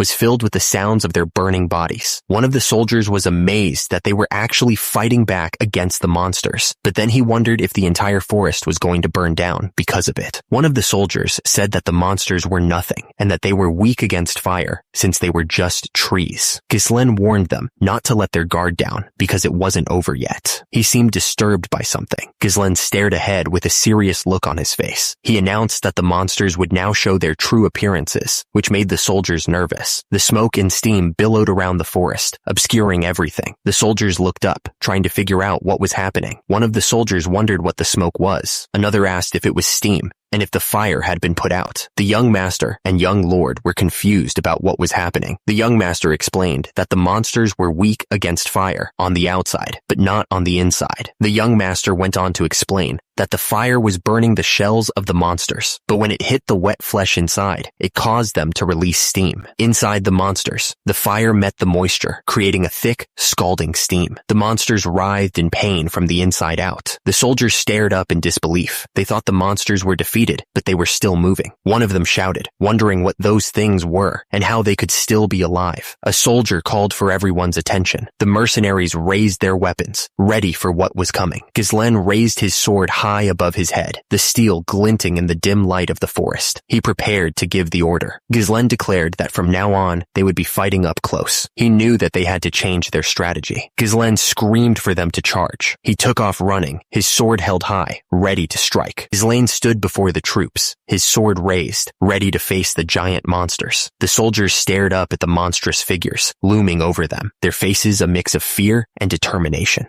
The tension was thick in the air as they awaited their leader's command. The mercenaries prepared to charge, steeling themselves for the fight. One of them voiced his concern about fighting the massive monsters up close, but the others were eager to get into the action. They had been waiting for this for a long time. One of the men shouted, warning young Master Ghislaine to be careful. Another yelled at the others, demanding to know what they were waiting for. They needed to move, and fast. Gillian declared that this was an order from young Lord Ghislaine, and they should trust him. In the background, Ghislaine was already engaged in battle, his sword flashing against the monster's hide. The soldier stared ahead, his expression a mix of shock and disbelief. He didn't know what to think. The mercenaries charged forward, weapons raised, ready to follow the plan. One of them shouted that he believed the employer would do something about it, and they should trust him and follow his orders. Ghislaine encouraged his troops to fight without fear, promising to burn away anything they couldn't dodge. He declared the monsters were nothing but huge target dummies, and ordered them to annihilate them. Ghislaine continued his assault, his movements swift and deadly. He knew that hesitation meant death in this fight, and he wouldn't allow his men to falter. Ghislaine declared that his role was to eradicate all hesitation from his followers. He stood tall, his glowing sword a beacon of resolve. Ghislaine pressed his attack, his sword flashing as he struck the monster with precision. The air crackled with energy as he continued his relentless assault. Ghislaine stood over the fallen monsters, his sword raised high. He was determined to instill in his men the will to make the impossible possible, no matter the odds. The soldiers looked around in disbelief, sweat dripping from their brows. One of them stammered, barely able to believe they had actually killed all of those monsters. Ghislaine turned to the soldiers and ordered them to line up. His expression was stern, already focused on the next challenge ahead. Ghislaine explained that this was the forest of beasts. He warned them that they were only at the entrance, yet it was already swarming with monsters like the direst ents. Ghislaine reassured them not to worry. He promised he would always be standing at the forefront, ready to face whatever came next. Ghislaine looked determined as he gave the order for everyone to trust him and follow after him. His blue eyes were intense, focused on the path ahead. The soldiers responded as one, their voices echoing in the forest. They agreed to follow Ghislaine's lead, trusting in his command. The battle continued, a brutal clash of steel and claw. All around them, the soldiers fought desperately against the monstrous creatures, each strike a struggle for survival. A monstrous creature lunged forward, its jaws wide open, ready to tear into the soldiers. The air was thick with the stench of blood and the roar of battle. One of the soldiers yelled in frustration, barely able to believe what he was seeing. He couldn't believe how many monsters there were. It seemed like they would never end. One of the soldiers shouted, seeing the monster's legs falling right towards them. It was about to crush them all. The monster crashed to the ground, defeated. A sword pierced through its body, ensuring it wouldn't get back up. Ghislaine checked to see if anyone was hurt. The soldiers responded that they were alive, barely believing it themselves. They knew that sticking close to Ghislaine was the only way they'd make it out of this mess alive. They yelled at the monsters to come at them, their formation looking better than before. The best way to train was through combat, after all. Ghislaine told them that they still had a ways to go and to keep clearing the path. The soldiers responded, agreeing to keep pushing forward. One of the soldiers looked completely out of it, his eyes wide with shock. He thought that everyone had gone insane, just a bunch of crazy scumbags stuck in this crazy forest. The forest finally opened up, revealing a coastline. It was a welcome sight after the constant fighting. The group walked towards the beach, the sound of the waves crashing against the shore, filling the air. One of the soldiers ran towards the water, exclaiming how clean it looked and how thirsty he was. Another soldier immediately warned him, saying that they didn't know what might come out of the lake. Ghislaine stated that they had taken the right path so far and that the lake was the most important milestone in reaching the runestone mine. He then ordered the soldiers to set up camp by the lake. The soldiers started setting up camp,